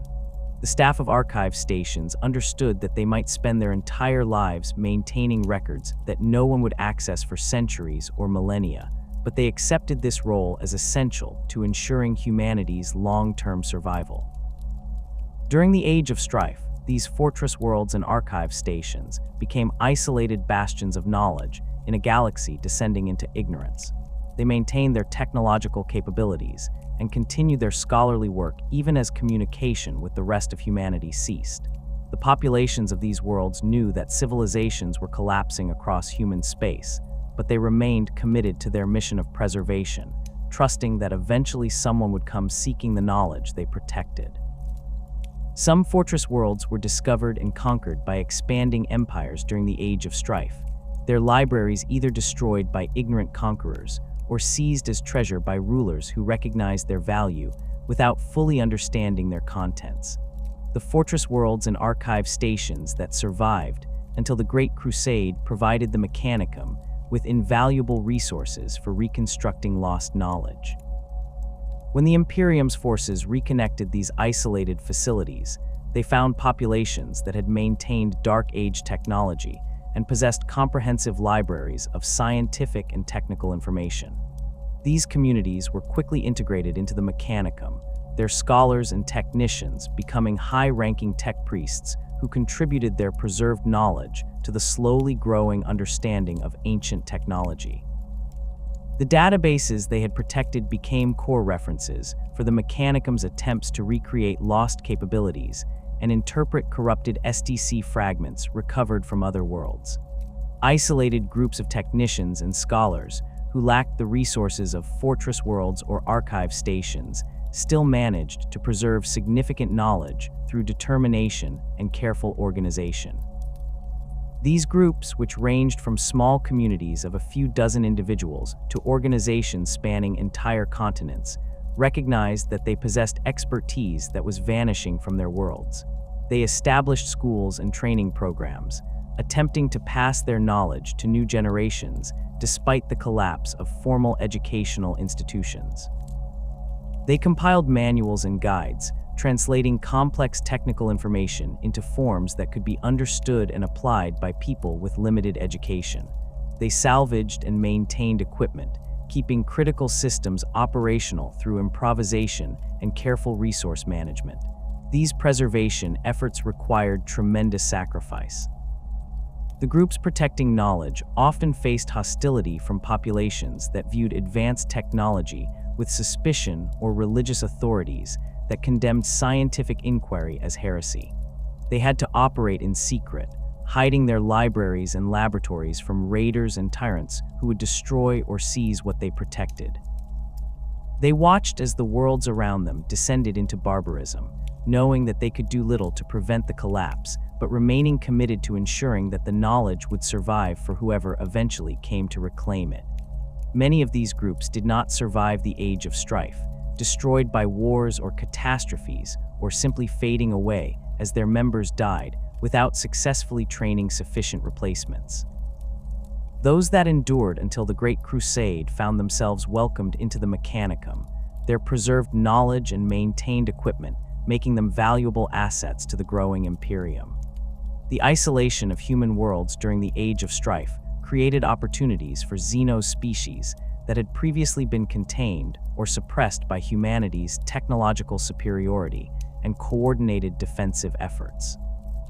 The collapse of interstellar communication and the cessation of organized military response meant that alien civilizations could expand into regions of space that had been exclusively human territory for thousands of years. Some xeno species had waited in the shadows during humanity's dominance, their populations confined to marginal systems or forced into hiding by human expansion. Others had existed in distant regions of the galaxy, their development and expansion previously limited by competition with human colonies. The warp storms and subsequent fragmentation of human civilization removed these constraints, allowing Xeno's empires to grow and spread through territories where humans could no longer mount effective resistance. The orcs represented the most widespread and persistent Xeno's threat to isolated human worlds. These brutal creatures thrived in the chaotic conditions of the Age of Strife, their simple but robust biology and technology, allowing them to survive and multiply in environments that would have destroyed more sophisticated civilizations. Orc spores spread across worlds through mechanisms that human populations rarely understood, with new orc populations emerging on planets that had never previously hosted the greenskins. A single orc killed in battle could release enough spores to eventually generate an entire warband, and the constant warfare of the Age of Strife provided endless opportunities for orc populations to establish themselves on human worlds. The Wa, the psychic phenomenon that united orc populations under powerful warlords and drove them to ever greater acts of violence and conquest, became a recurring nightmare for human worlds throughout the Age of Strife. When a sufficiently powerful orc warboss emerged and began gathering followers, the psychic resonance of orc excitement and aggression would spread through the warp, attracting more greenskins to join the growing horde. These WAGHs swept through isolated human systems like avalanches, each conquered world adding more orcs to the horde and increasing its momentum. Human populations that had successfully defended themselves against raiders or small orc warbands found themselves overwhelmed when a true Wa descended on their worlds, bringing millions of greenskins, united by their collective desire for violence and destruction. The orcs established crude empires in regions that had been densely populated human space during the Dark Age. These empires bore little resemblance to human political structures, consisting instead of loose confederations of orc clans and warbands that acknowledged the supremacy of particularly powerful warbosses. The greenskins converted human infrastructure to their own purposes, transforming advanced manufacturing facilities into workshops that produced the ramshackle but effective weapons and vehicles that characterized orc technology. Human cities became orc settlements, their sophisticated architecture gradually buried under layers of scrap metal and crude fortifications, as the greenskins rebuilt everything to suit their own aesthetic and functional preferences. The human populations that survived the initial orc invasions faced lives of brutal servitude or constant guerrilla warfare. Some communities were enslaved by the orcs, forced to labor in mines or workshops under conditions that killed thousands through exhaustion and casual violence.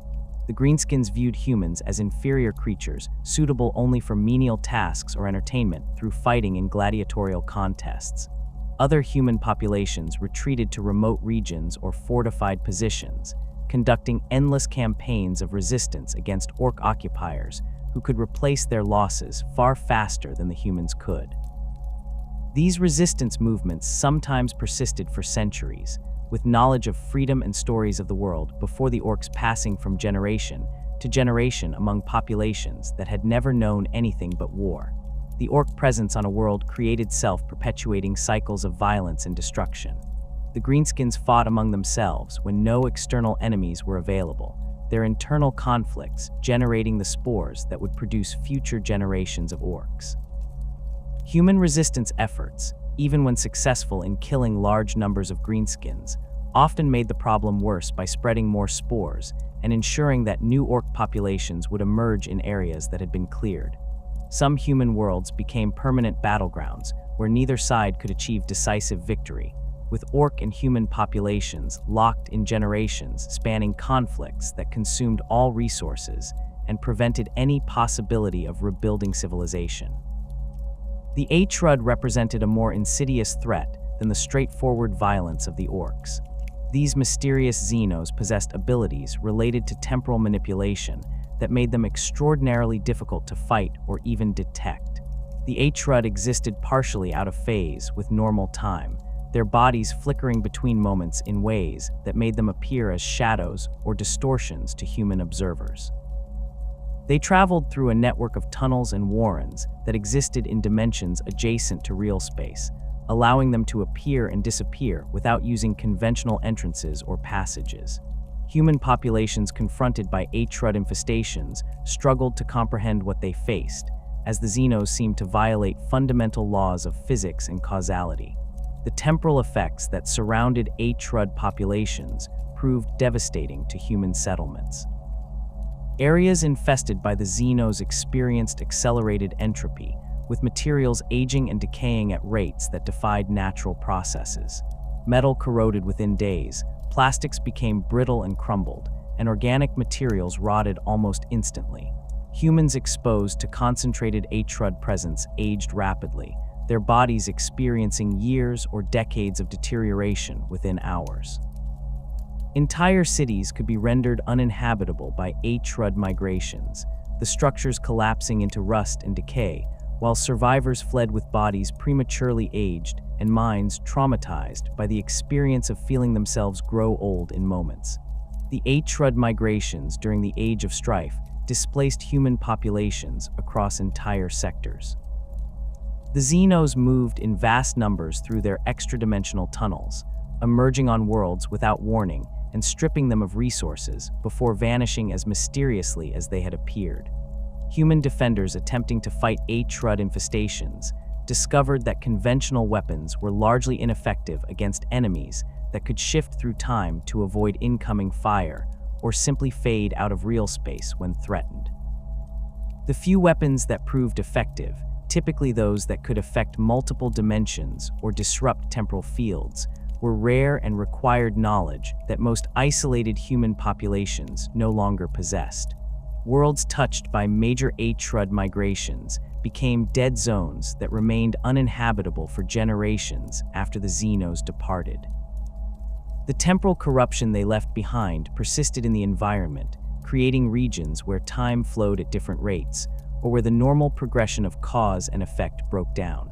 Survivors who returned to their homes after Atrud migrations found cities that had aged centuries in months, their buildings collapsed into rubble, and their infrastructure corroded beyond recognition. Some areas developed temporal anomalies where the past, present, and future seemed to exist simultaneously, creating zones of madness where human minds could not process the contradictory sensory information they received. The Rangdan represented one of the most dangerous Xenos threats that exploited humanity's weakness during the Age of Strife, though little concrete information about this species survives in Imperial records. What fragmentary data exists suggests that the Rangdan were a technologically sophisticated species with abilities related to neural manipulation and biological corruption. They appeared to operate through networks of enslaved or corrupted beings, using advanced biotechnology to transform victims into extensions of their collective will.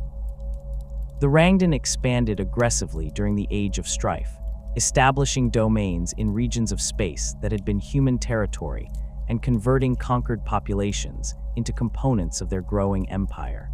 The Rangdan threat would not be fully confronted until the Great Crusade, when the Emperor's forces encountered the Rangdan xenocides in campaigns that would prove among the most costly of the entire crusade. The battles against the Rangdan required the deployment of multiple Space Marine legions, and resulted in casualties so severe that entire legions were nearly destroyed.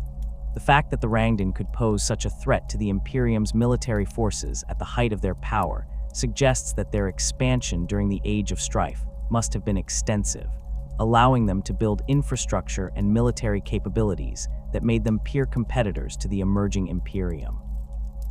Numerous minor Xeno species established empires or expanded their territories during humanity's isolation. The Lair, a species that would later be encountered by the Emperor's Children Legion during the Great Crusade, built a civilization based on biotechnology and sensory enhancement that bore disturbing similarities to the excesses that had destroyed the Eldar Empire. The megarachnid, massive arachnid-like creatures with sophisticated tool use and social structures spread across multiple worlds in regions where human colonies had collapsed. The Interrex, a human Xeno civilization that maintained advanced technology and incorporated multiple alien species into its society, grew from the remnants of human colonies that had chosen cooperation with Xenos over isolation and decline. The Diasporix represented an unusual case of human-Xenos cooperation, a fleet-based civilization composed of both human and alien populations that had banded together for mutual survival during the Age of Strife. These nomadic communities maintained Dark Age technology and traveled between systems in massive generation ships, trading with isolated worlds and avoiding the conflicts that consumed settled populations. The Diasporix included humans who had rejected the notion that humanity should rule the galaxy alone, instead embracing a philosophy of coexistence with Xeno species that shared their commitment to peaceful trade and mutual defense. This civilization would eventually be destroyed during the Great Crusade, its mixed population viewed as an abomination by the Imperium's xenocidal ideology. The galactic void left by humanity's collapse filled with dozens of Xeno civilizations that would later be cataloged by Imperial forces during the Great Crusade. Some were remnants of ancient empires that had existed before humanity's expansion during the Dark Age, species that had been pushed to the margins and now reclaimed territories their ancestors had controlled. Others were younger civilizations that had developed during the Age of Strife, species that achieved spaceflight and began their own expansion into regions where human resistance had ceased. The diversity of these Xenos empires was staggering, ranging from peaceful trading confederations to aggressive military states, from hive mind collectives to individualistic societies, from primitive tribes with stolen technology to sophisticated civilizations that rivaled anything humanity had achieved. The establishment of these Xenos empires created a galaxy fundamentally different from the one that had existed during the Dark Age of technology. Where humanity had once dominated vast swathes of space, now dozens of competing civilizations controlled territories that had been exclusively human for thousands of years. The trade routes and communication networks that had connected human worlds were replaced by Xenos infrastructure serving alien purposes. Worlds that had been named by human colonists and marked on human star charts were renamed by their new inhabitants, their human histories forgotten or deliberately erased by populations that had no connection to or interest in preserving the memory of previous occupants. The military capabilities of these Xenos empires varied enormously, but many had developed weapons and tactics specifically designed to counter human forces based on their experiences during the Dark Age or early Age of Strife. Species that had survived human expansion during the Dark Age remembered the technologies and strategies that humans employed, and they had spent the millennia of human isolation preparing for the possibility that humanity might one day return as a threat. When the Great Crusade eventually reached these Xenos empires, Imperial forces would discover enemies that understood human military doctrine and had developed specific countermeasures, making the campaigns far more difficult than they would have been against species with no prior experience fighting humans. The psychological impact of Xenos' occupation on human populations that survived until the Great Crusade proved profound and long-lasting. Humans who had lived under alien rule for generations developed complex attitudes toward Xenos that ranged from hatred born of suffering to Stockholm syndrome, like identification with their oppressors. Some populations had been so thoroughly subjugated that they viewed their xenos masters as the natural order of things, unable to imagine existence under human rule. Others maintained fierce resistance movements across centuries, preserving stories of human independence and waiting for the day when humanity would return to liberate them. The cultural trauma of Xenos' occupation would influence how these populations integrated into the Imperium, with some becoming zealous supporters of the Emperor's xenocidal policies, while others struggled with the Imperium's absolute rejection of any cooperation or coexistence with alien species. The stage was set for the xenocidal campaigns of the Great Crusade, a galaxy where humanity controlled only a fraction of the territory it had dominated during the Dark Age, and where dozens of Xenos civilizations had established themselves in what the Emperor viewed as rightfully human space. The Imperium's forces would spend 2 centuries fighting to reclaim these lost territories, conducting campaigns of extermination against alien species, regardless of whether they posed actual threats to humanity. The Xenos empires that had grown during the Age of Strife would be systematically destroyed, their populations exterminated or driven into hiding, their worlds cleansed and resettled by human colonists. The memory of humanity's vulnerability during the Age of Strife, when Xenos' predation had consumed human worlds while isolated populations could mount no coordinated defense, would fuel the Imperium's absolute commitment to xenocide as the only acceptable policy toward non-human intelligent life. Mars occupied a unique position during the Age of Strife that would prove crucial to humanity's eventual recovery and the formation of the Imperium. While most human worlds descended into technological barbarism or struggled to maintain fragments of their Dark Age heritage, the Red Planet managed to preserve a substantially higher level of technical capability through a combination of fortunate circumstances and deliberate choices made by its population during the early phases of the collapse.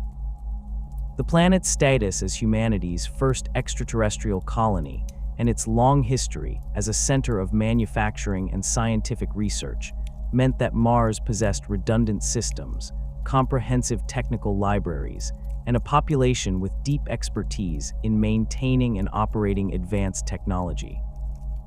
When the warp storms isolated Mars from Terra and the rest of human space, the Martian colonies found themselves better equipped to weather the crisis than almost any other human world.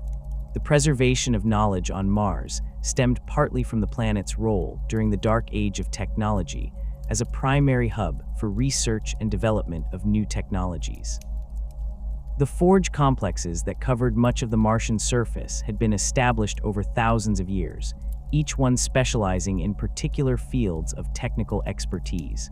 Some complexes focused on weapons development, others on spacecraft construction, still others on the exotic physics that enabled warp drives and gravity manipulation.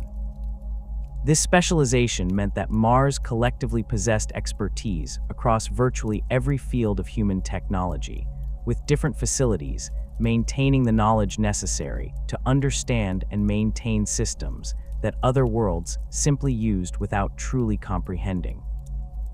When the Age of Strife began and communication with other human worlds ceased, Mars discovered that it already possessed most of the technical knowledge that would be lost elsewhere as specialists died, without successfully training replacements.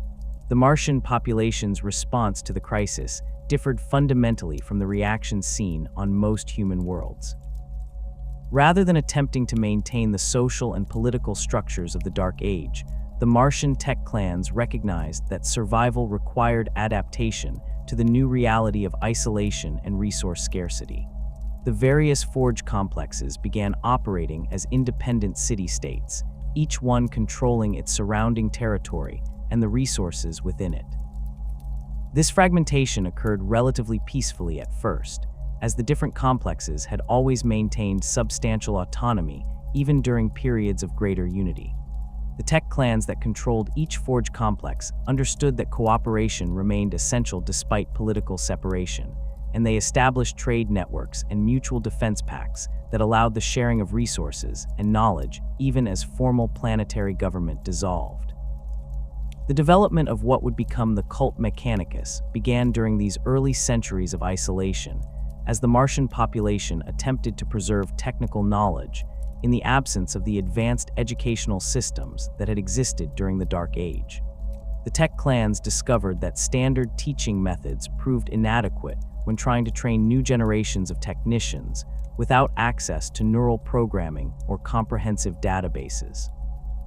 Young apprentices could not simply download the knowledge they needed, and the complexity of Dark Age technology meant that traditional instruction required decades to produce fully trained technicians. The solution that emerged combined practical training with ritualized procedures that ensured critical steps were never forgotten, even if the theoretical understanding was lost. The rituals that characterized early Mechanicus practice served genuine functional purposes even as they took on religious significance. A technician performing maintenance on a plasma reactor would follow a precise sequence of actions, each step accompanied by specific prayers or chants that helped ensure nothing was forgotten or performed out of order. These prayers were actually mnemonic devices, carefully constructed phrases that encoded technical information in forms that could be memorized and transmitted orally. The religious framework made the rituals more memorable and gave them weight that ensured practitioners would perform them exactly as taught rather than attempting potentially dangerous improvisations. A young tech adept learning to maintain a fusion generator would spend years memorizing the prayers and rituals associated with every aspect of the device's operation, and in doing so would internalize the practical knowledge necessary to keep the generator functioning, even if they never fully understood the physics underlying its operation. The worship of the machine god emerged gradually from these practical foundations, as the Martian population sought explanations for the technology they worked with daily. The machine spirits that inhabited advanced technology had always been recognized as real phenomena during the Dark Age, but they had been understood as artificial intelligences or sophisticated programming rather than divine entities.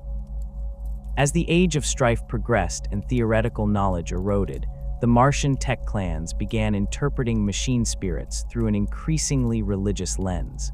The devices that responded to proper ritual and maintenance, while refusing to function when procedures were performed incorrectly, seemed to possess genuine consciousness and will. The technology that had survived from the Dark Age, which could accomplish feats that seemed miraculous to populations losing the ability to create such devices, was reinterpreted as the physical manifestation of divine power. The concept of the Omnissiah, the machine god's avatar or manifestation in the material universe, developed as Martian theology became more sophisticated. The tech clans taught that all knowledge and technology ultimately derived from the machine god, and that the standard template construct systems were holy texts containing the divine word made manifest in templates and designs. The technicians who could interpret these templates and coax machine spirits into cooperation were not simply skilled workers, but priests who communed with the divine through their technical expertise. This theological framework provided meaning and purpose to the work of maintaining ancient technology, transforming what might have been seen as a desperate struggle to preserve scraps of a lost civilization into a sacred mission to honor the machine god by keeping his creations functional. The wars of unification that consumed Mars during the middle period of the Age of Strife arose from conflicts over resources and divergent interpretations of proper technological and religious practice. The Forge complexes had maintained uneasy cooperation during the early centuries of isolation, but as resources became scarcer and different tech clans developed varying approaches to technology and theology, tensions escalated into open warfare. Some Forge complexes advocated for aggressive expansion and the seizure of resources from weaker neighbors, arguing that the survival of Martian civilization justified any necessary violence. Others maintained that cooperation and careful resource management represented the only viable path forward, and that internal conflicts would weaken Mars to the point where the planet could not survive external threats. The theological disputes that accompanied these resource conflicts centered on questions of how technology should be maintained and what innovations, if any, were permissible. The most conservative tech clans insisted that any deviation from established templates and procedures constituted heresy against the machine god, arguing that the technology of the Dark Age represented perfection that should be preserved exactly as it had been received. More progressive factions contended that adaptation and modification were necessary for survival, and that the machine god would approve of innovations that allowed his creations to continue functioning even when original components or materials were unavailable. These theological disagreements became intertwined with political conflicts, as forge complexes used religious arguments to justify their positions on resource allocation and territorial control. The battles between forge complexes utilized the advanced technology that Mars had preserved, creating conflicts that would have seemed incomprehensible to human populations on worlds that had regressed to more primitive conditions.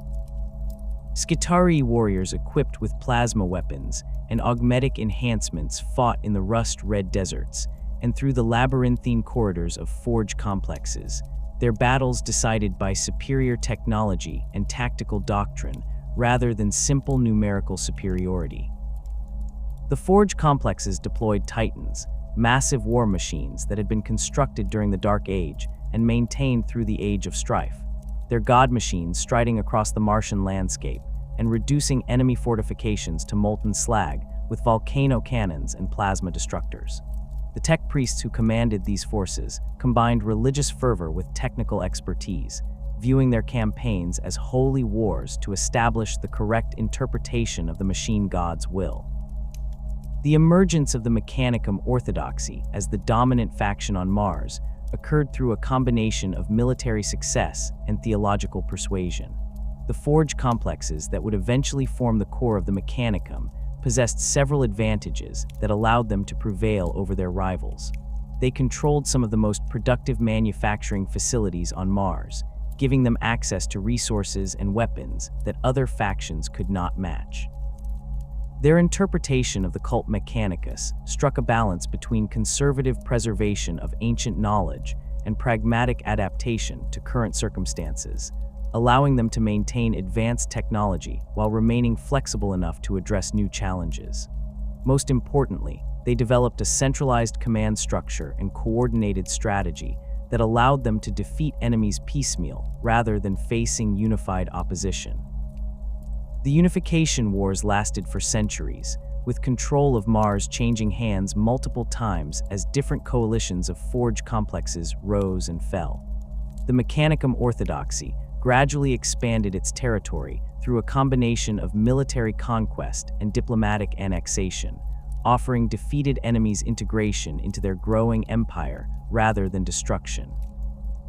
Forge complexes that joined the Mechanicum voluntarily were allowed to maintain substantial autonomy, preserving their local traditions and technical specializations, while acknowledging the authority of the emerging central priesthood. This relatively lenient approach to conquered territories helped the Mechanicum grow more rapidly than would have been possible through pure military conquest, as forge complexes facing defeat often chose integration over annihilation. The final stages of Martian unification occurred during the later millennia of the Age of Strife, as the Mechanicum orthodoxy succeeded in bringing the last independent forge complexes under its control. By the time the warp storms began to calm in the 30th millennium, Mars had achieved a level of political unity that had not existed since the beginning of the Age of Strife. The Mechanicum controlled virtually the entire planet, with only a few remote or heavily fortified holdouts maintaining independence. The unified Martian government that emerged from these conflicts bore little resemblance to any political structure that had existed during the Dark Age, instead representing a unique fusion of technocratic administration and religious hierarchy that would persist into the 41st millennium. The preservation and hoarding of standard template construct fragments became a central obsession of the Mechanicum during and after the Unification Wars. The tech priests recognized that SDC systems represented irreplaceable repositories of ancient knowledge, and they devoted enormous resources to locating and securing every fragment that survived on Mars. Forge complexes that possessed complete or partially intact SDC databases became prizes worth any cost to capture, and the Mechanicum conducted extensive archaeological expeditions into the ruins of facilities that had been destroyed during the wars, searching for data storage devices that might contain recoverable template information. The recovered SDC fragments were carefully cataloged and stored in the most secure archives, with access restricted to high-ranking tech priests who had proven their loyalty and discretion. The Mechanicum's approach to SDC technology combined reverence with practical exploitation. The templates were treated as holy texts containing the machine god's wisdom, but they were also studied intensively for any technical information that could be extracted and applied to current problems. Tech priests spent lifetimes attempting to interpret corrupted or fragmentary templates, using their understanding of technological principles to fill in gaps and reconstruct missing information. The most complete SDC systems were maintained in climate-controlled vaults and operated only under carefully controlled conditions, as the Mechanicum recognized that these devices were finite resources that could not be replaced if they failed.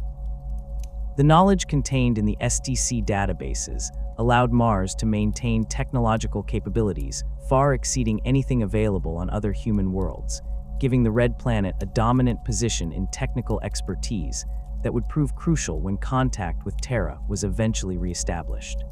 Mars also became the primary repository for Dark Age technology that survived the Age of Strife in functional or partially functional condition.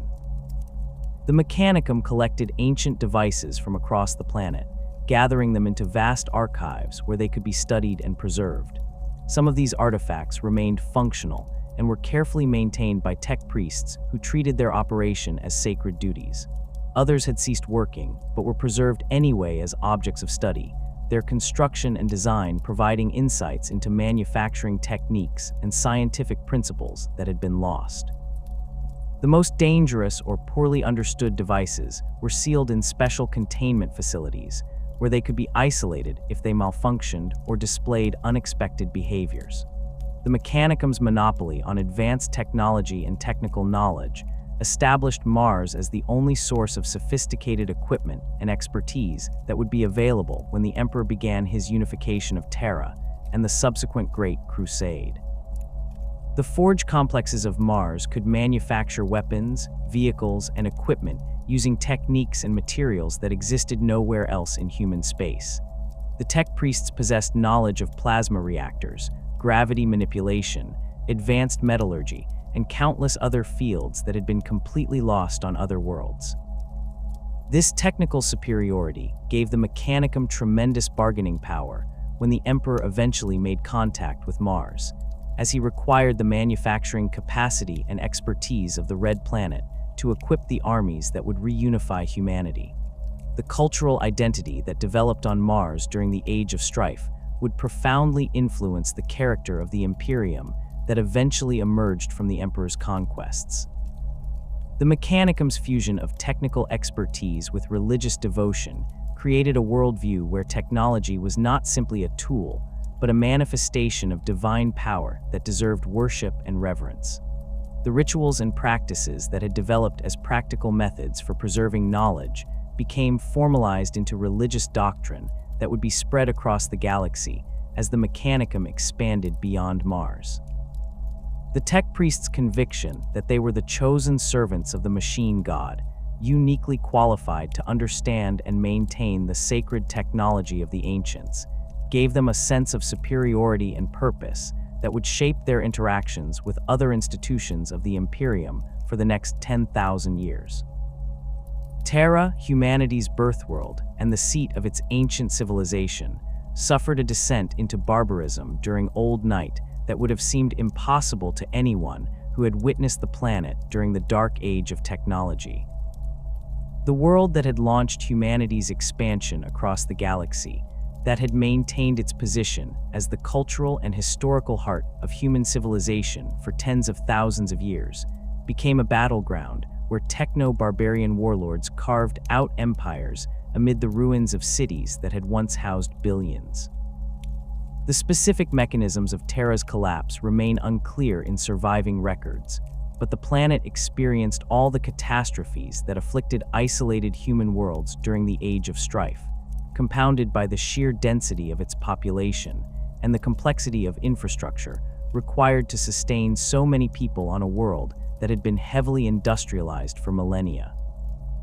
The initial phases of collapse likely began with the failure of the supply networks that brought food and resources to Terra from across the solar system and beyond. During the Dark Age, Terra had not been self-sufficient, instead relying on massive imports of food from agricultural worlds, raw materials from mining colonies, and manufactured goods from forge worlds across human space. When the warp storms made interstellar travel impossible and cut off these supply lines, Terra's population faced immediate shortages of essential resources. The planet's own agricultural capacity had been reduced over thousands of years, as available land was converted to urban development or rendered unusable by industrial pollution. The hydroponic facilities and synthetic food production systems that supplemented traditional agriculture required constant maintenance and replacement parts that were no longer available once off-world supply chains collapsed. Starvation killed billions during the early centuries of Old Night as Terra's bloated population exceeded the planet's capacity to feed itself. The deaths were not evenly distributed, with the poorest and most vulnerable populations suffering first, while those who controlled remaining food production facilities or stockpiles maintained relatively comfortable existences.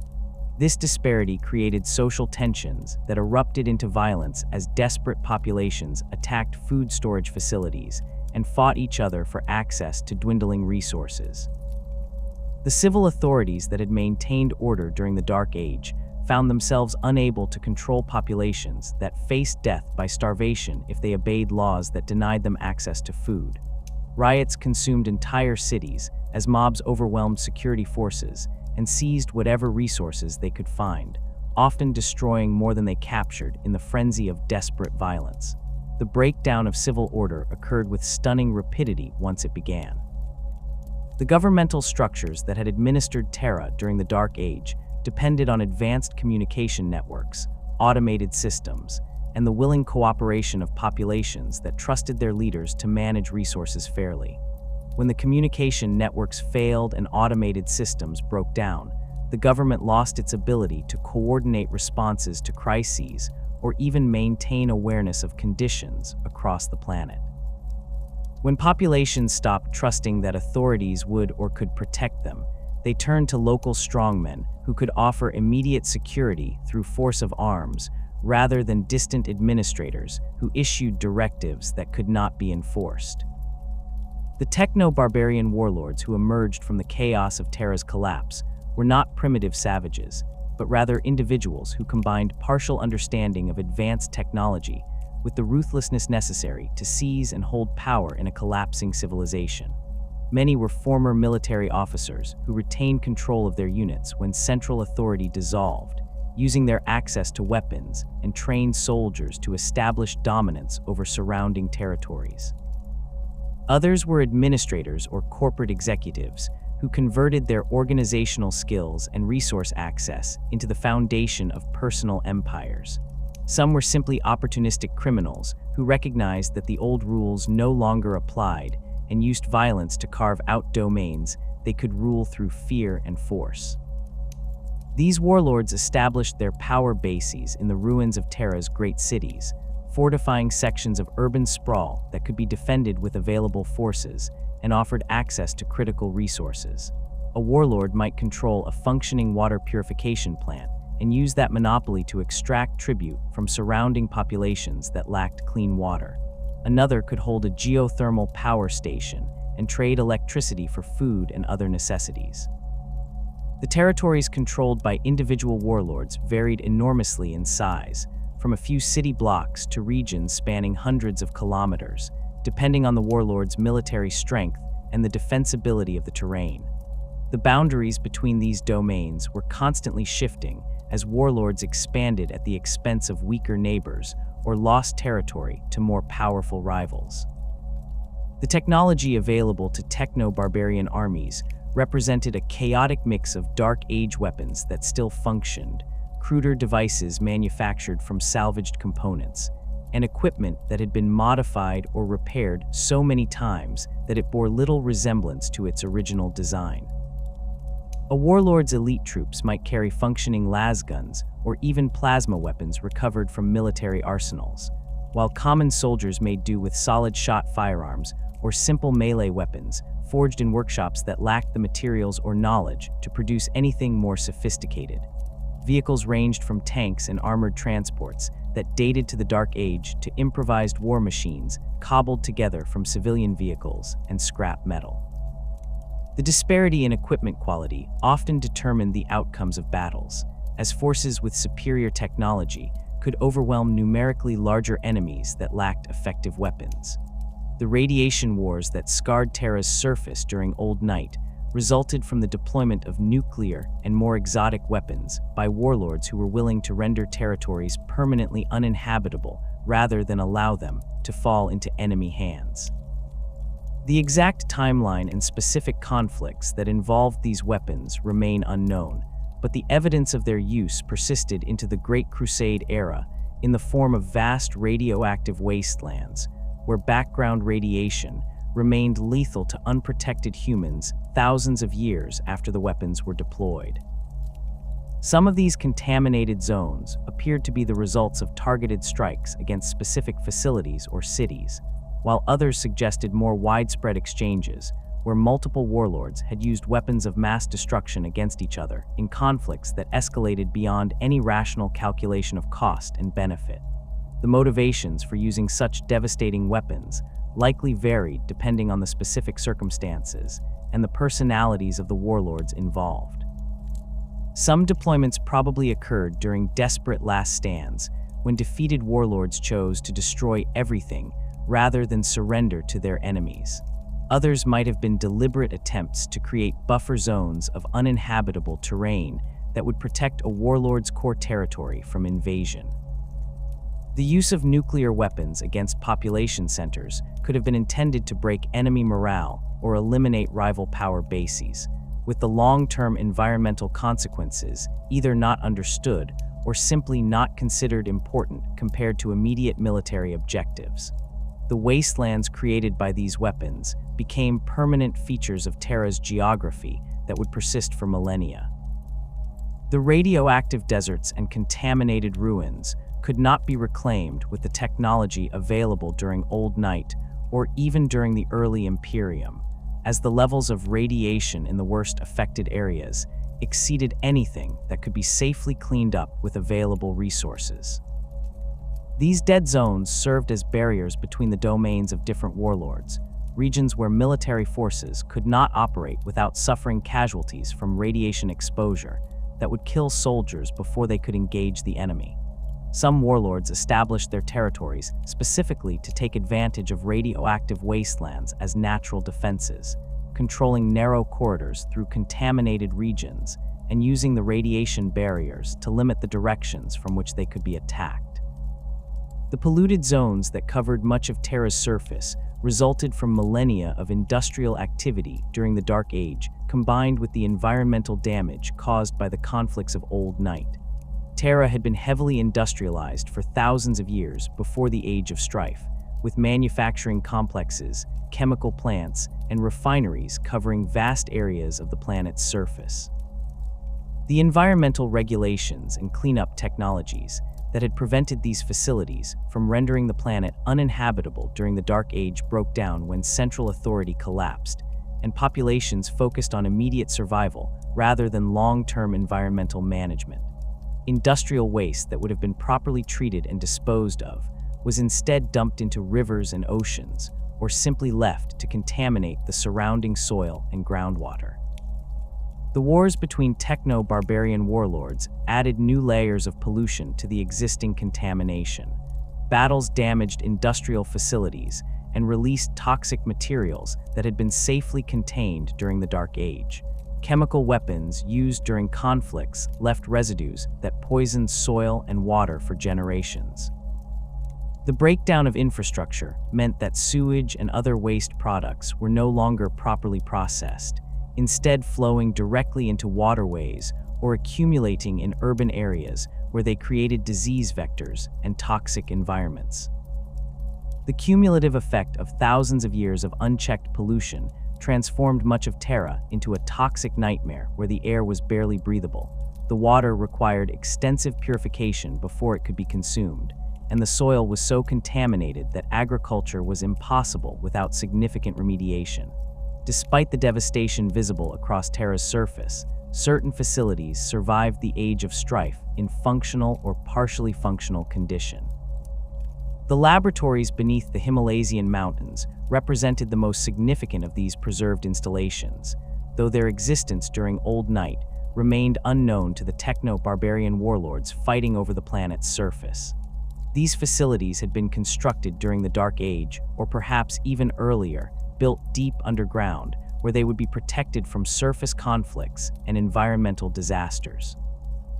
The laboratories contained equipment and resources for genetic engineering and biological research at levels that exceeded anything available elsewhere on Terra during Old Night, suggesting they had been designed as secure research facilities for projects that required isolation and protection. The exact nature of the work conducted in these laboratories during the Dark Age remains unknown, but the facilities clearly possessed capabilities related to the creation and modification of life at fundamental levels. The equipment included gene forges capable of manipulating DNA with precision that allowed the creation of entirely new organisms or the modification of existing life forms in ways that would have been impossible with lesser technology. Cloning vats and biological synthesis chambers could grow tissue and organs or even entire organisms from genetic templates. The computational systems that controlled this equipment possessed processing power sufficient to model the interactions of billions of genetic sequences and predict the outcomes of modifications before they were implemented. These laboratories would later serve as the sites where the Emperor created the Primarchs and the Thunder Warriors, but during Old Night they apparently remained sealed and unused, their existence known only to the being who would eventually emerge as the master of mankind.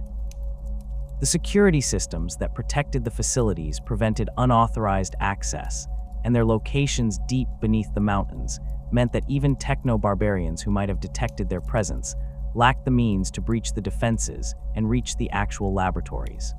The power systems that maintained the facilities drew on geothermal sources that would remain functional indefinitely, ensuring that the equipment and stored materials would be preserved in working condition until they were needed. Other ancient facilities scattered across Terra similarly survived Old Night through a combination of robust construction, isolated locations, and security systems that kept out the techno-barbarian warlords. Deep underground bunkers that had been built as secure storage for critical resources or as shelters against catastrophic events remained sealed throughout the Age of Strife, their contents preserved in stasis fields or climate-controlled environments. Military arsenals buried beneath fortified installations maintained stockpiles of weapons and equipment that would later be accessed during the Unification Wars. Data repositories containing fragments of Dark Age knowledge survived in hardened facilities where redundant systems and physical isolation protected them from the conflicts raging across the surface. The survival of these facilities suggests a level of preparation and foresight that implies someone had anticipated the possibility of civilization's collapse and taken steps to ensure that critical resources and knowledge would be preserved. Whether this preparation was the work of Dark Age governments, military organizations, or other entities remains unclear, but the strategic placement of these facilities and the sophistication of their preservation systems indicates deliberate planning rather than fortunate accident. The fact that many of these installations would later be accessed and utilized during the Unification Wars suggests that someone possessed knowledge of their locations and access codes, information that should have been lost during the Age of Strife, unless it had been deliberately preserved by an individual or organization that survived the entire period. The Emperor's activities during Old Night remain among the most mysterious aspects of this entire period, with virtually no reliable information available about what he did or where he was during the thousands of years when Terra descended into barbarism.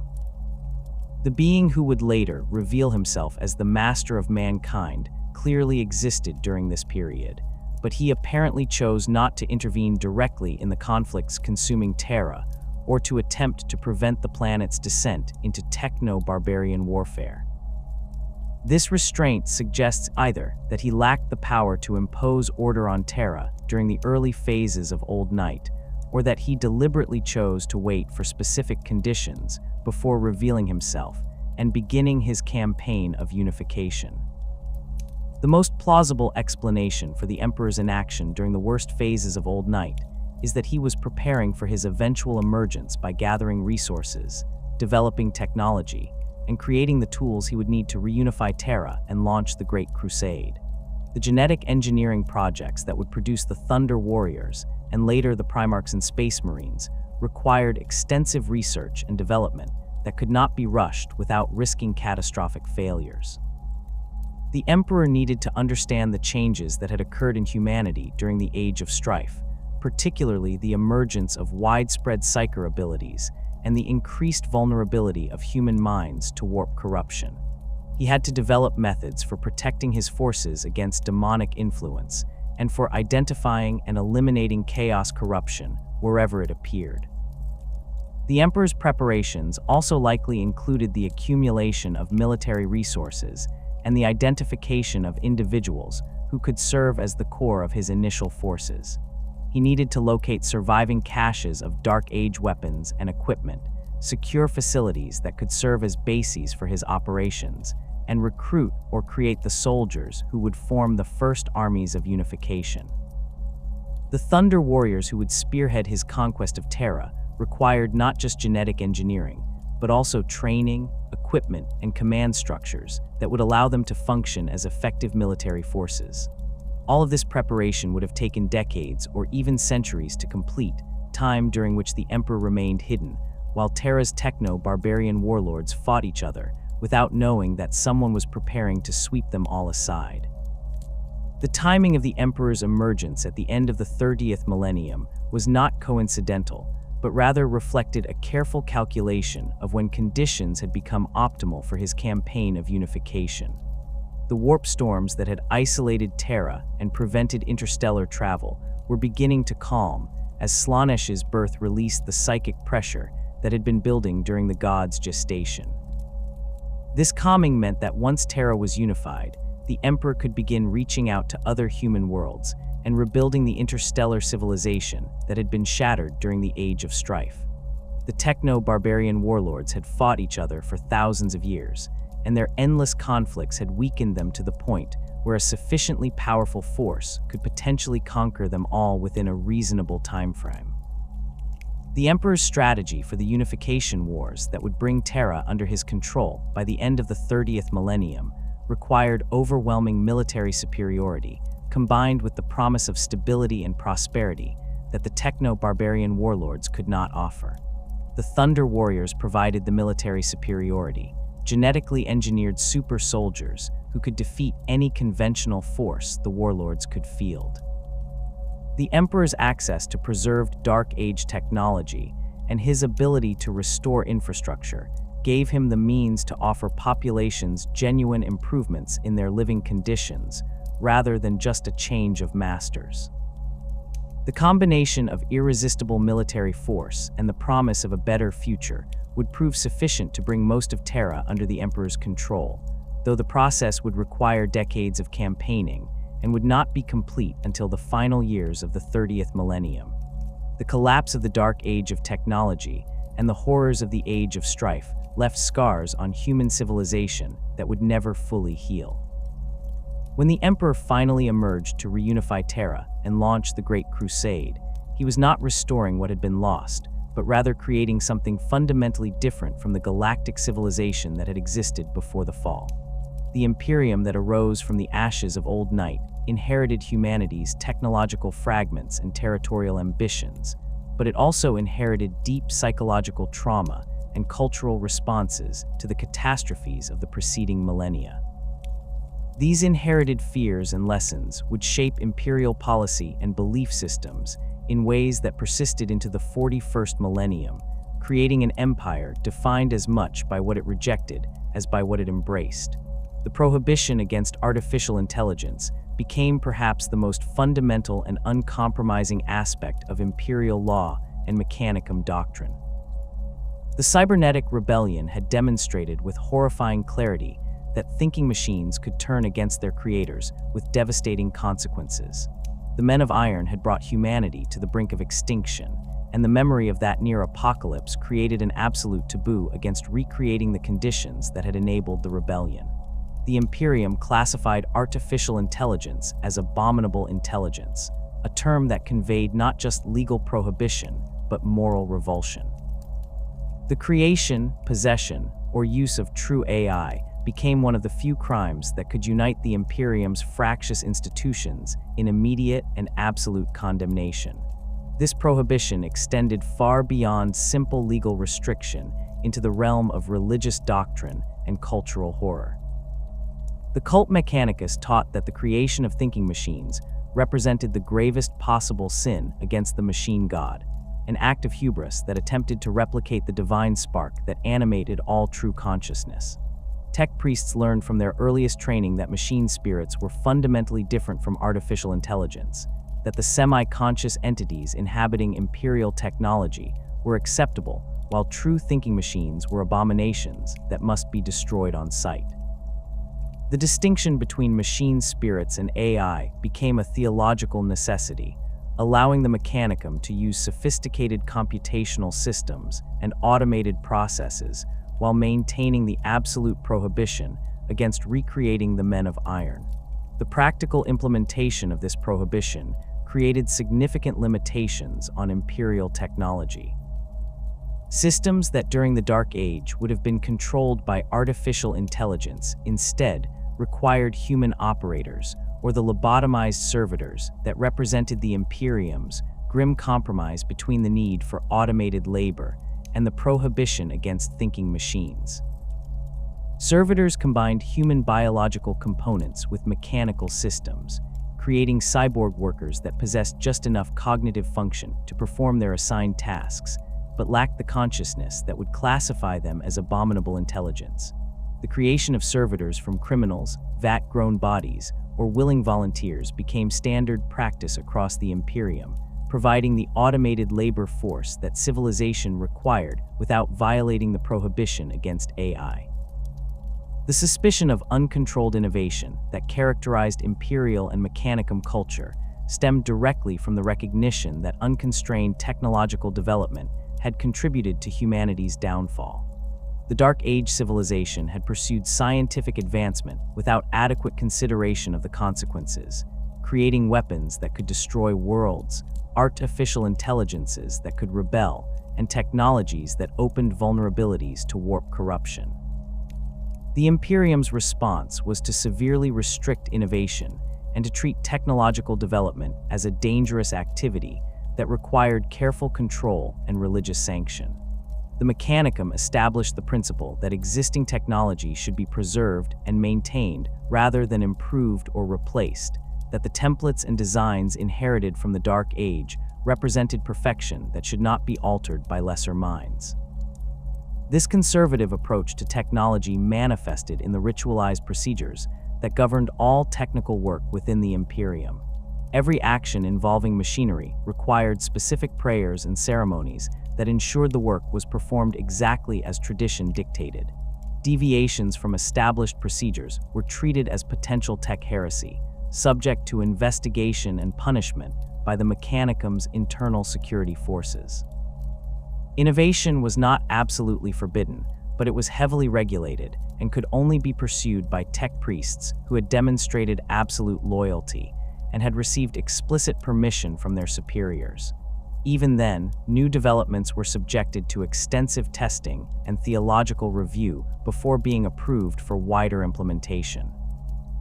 The fragmentation of humanity's technological inheritance created a situation where the Imperium possessed devices and weapons it could use but not truly understand or replicate.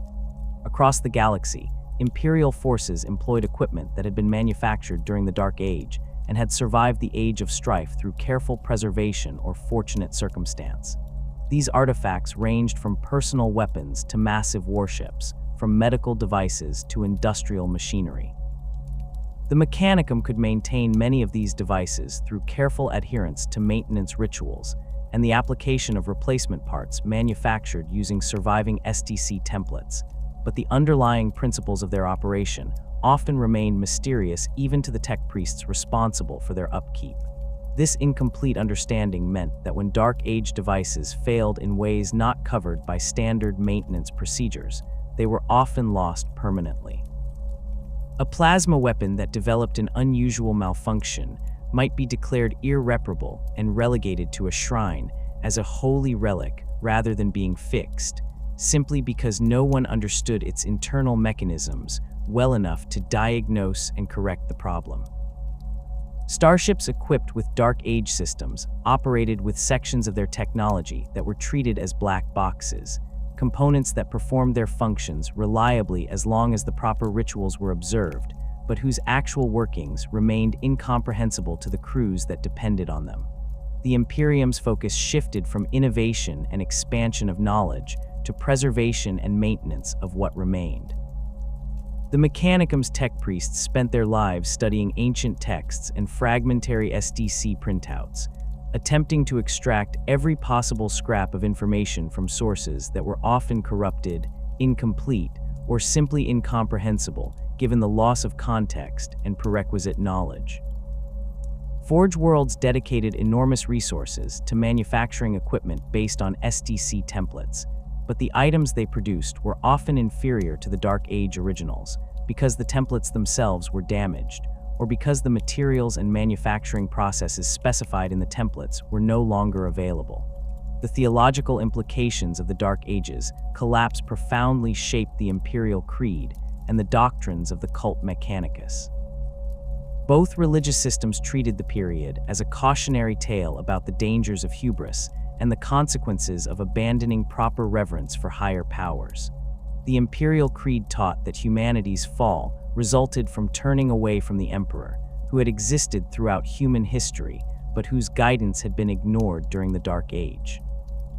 The fact that the Emperor had not revealed himself during humanity's height of power was interpreted as a test of faith that humanity had failed, leading to the catastrophes of the Age of Strife as divine punishment.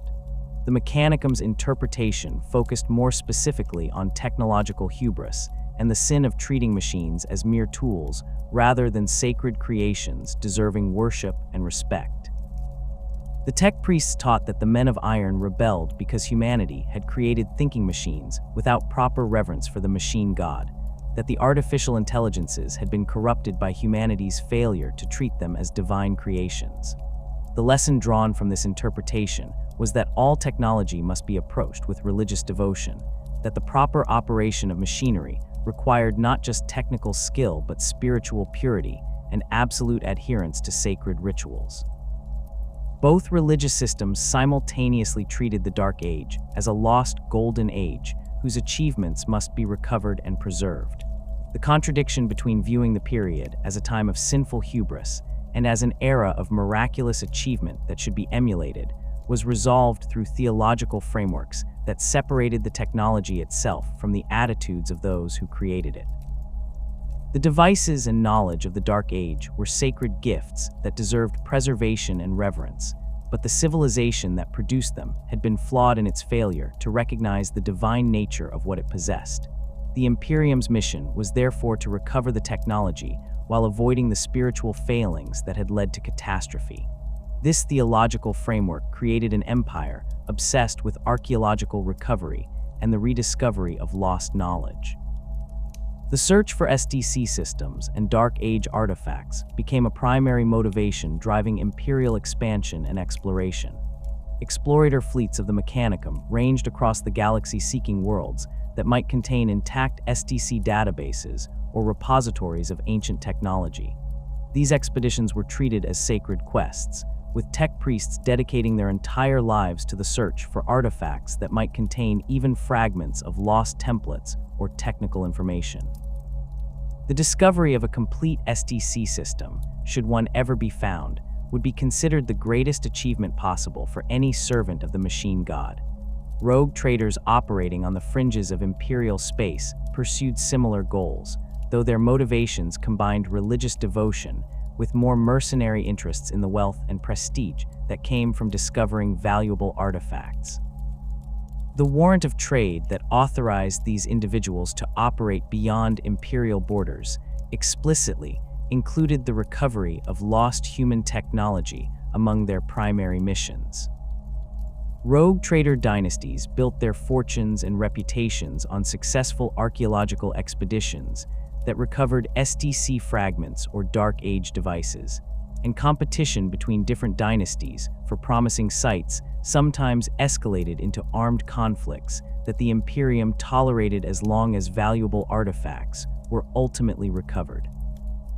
The Adeptus Mechanicus's expansion across the galaxy during and after the Great Crusade was driven substantially by the desire to locate and secure every possible source of ancient technology.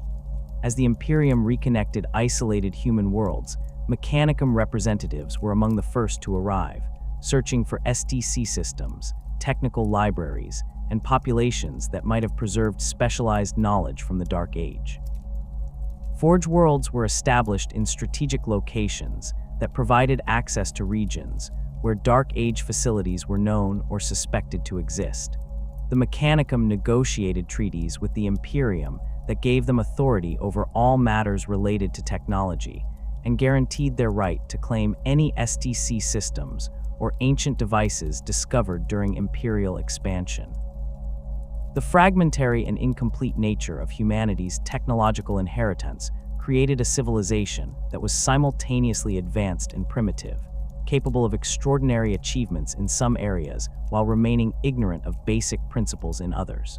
The Imperium could manufacture plasma weapons and construct starships capable of traversing the galaxy, but it had lost the understanding of fundamental physics that would have allowed systematic improvement of these technologies. Imperial forces used equipment whose capabilities far exceeded anything that could be produced through contemporary understanding, relying on devices that worked through principles that remain mysterious even to the tech priests responsible for their maintenance. This technological incoherence extended across every aspect of imperial civilization. Medical technology that could regrow limbs and cure diseases that would have been fatal in earlier eras existed alongside ignorance of basic germ theory on many worlds. Starships equipped with warp drives that folded space traveled between worlds where populations had regressed to using animal-drawn plows for agriculture. The Imperium's military forces deployed weapons that could crack planets, while individual soldiers often carried rifles based on principles that had been understood for thousands of years before the Dark Age even began. The result was an empire that appeared technologically advanced from certain perspectives, but revealed profound limitations and gaps in knowledge when examined more closely. The lessons learned from the fall created an Imperium that was fundamentally conservative and resistant to change. The catastrophes of the Age of Strife had demonstrated that rapid change and unconstrained development led to disaster, that humanity's reach during the Dark Age had exceeded its grasp with nearly fatal consequences. The Imperium's response was to create institutions and cultural practices designed to prevent such changes from occurring again. Innovation was suppressed, diversity of thought was discouraged, and deviation from established practices was treated as potential heresy. The goal was stability and preservation rather than growth and development, an empire that would endure through rigid adherence to proven methods rather than risk destruction through experimentation. This conservative approach extended to imperial policy toward xeno species and alien technology. The Age of Strife had shown that xenos could exploit human weakness and seize territories that had been human for thousands of years. The lesson drawn was that alien species represented existential threats that must be eliminated rather than coexisted with or learned from. The Imperium's absolute prohibition against using Xenos technology stemmed from the recognition that humanity's own creations had proven dangerous enough without introducing alien devices whose principles and purposes were even less understood. Tech priests who studied Xenos artifacts did so in heavily controlled environments, and the knowledge gained was used primarily to develop more effective methods for destroying alien technology rather than to incorporate useful innovations into Imperial systems. The combination of these inherited fears and cultural responses created an Imperium that was simultaneously powerful and fragile, capable of projecting force across the galaxy, but fundamentally unable to recover the heights that humanity had reached during the Dark Age. The technological regression that had occurred during the Age of Strife proved irreversible, as the knowledge and capabilities that had been lost could not be recreated through the conservative, ritual-bound approach that Imperial culture demanded. The Imperium could preserve and maintain what remained of humanity's inheritance, but it could not build upon that foundation or develop new capabilities that might have allowed humanity to truly dominate the galaxy as it had during the Dark Age. By the 41st millennium, the Imperium had survived for 10,000 years through rigid adherence to the lessons learned from the Fall, but that survival had come at the cost of stagnation and slow decline.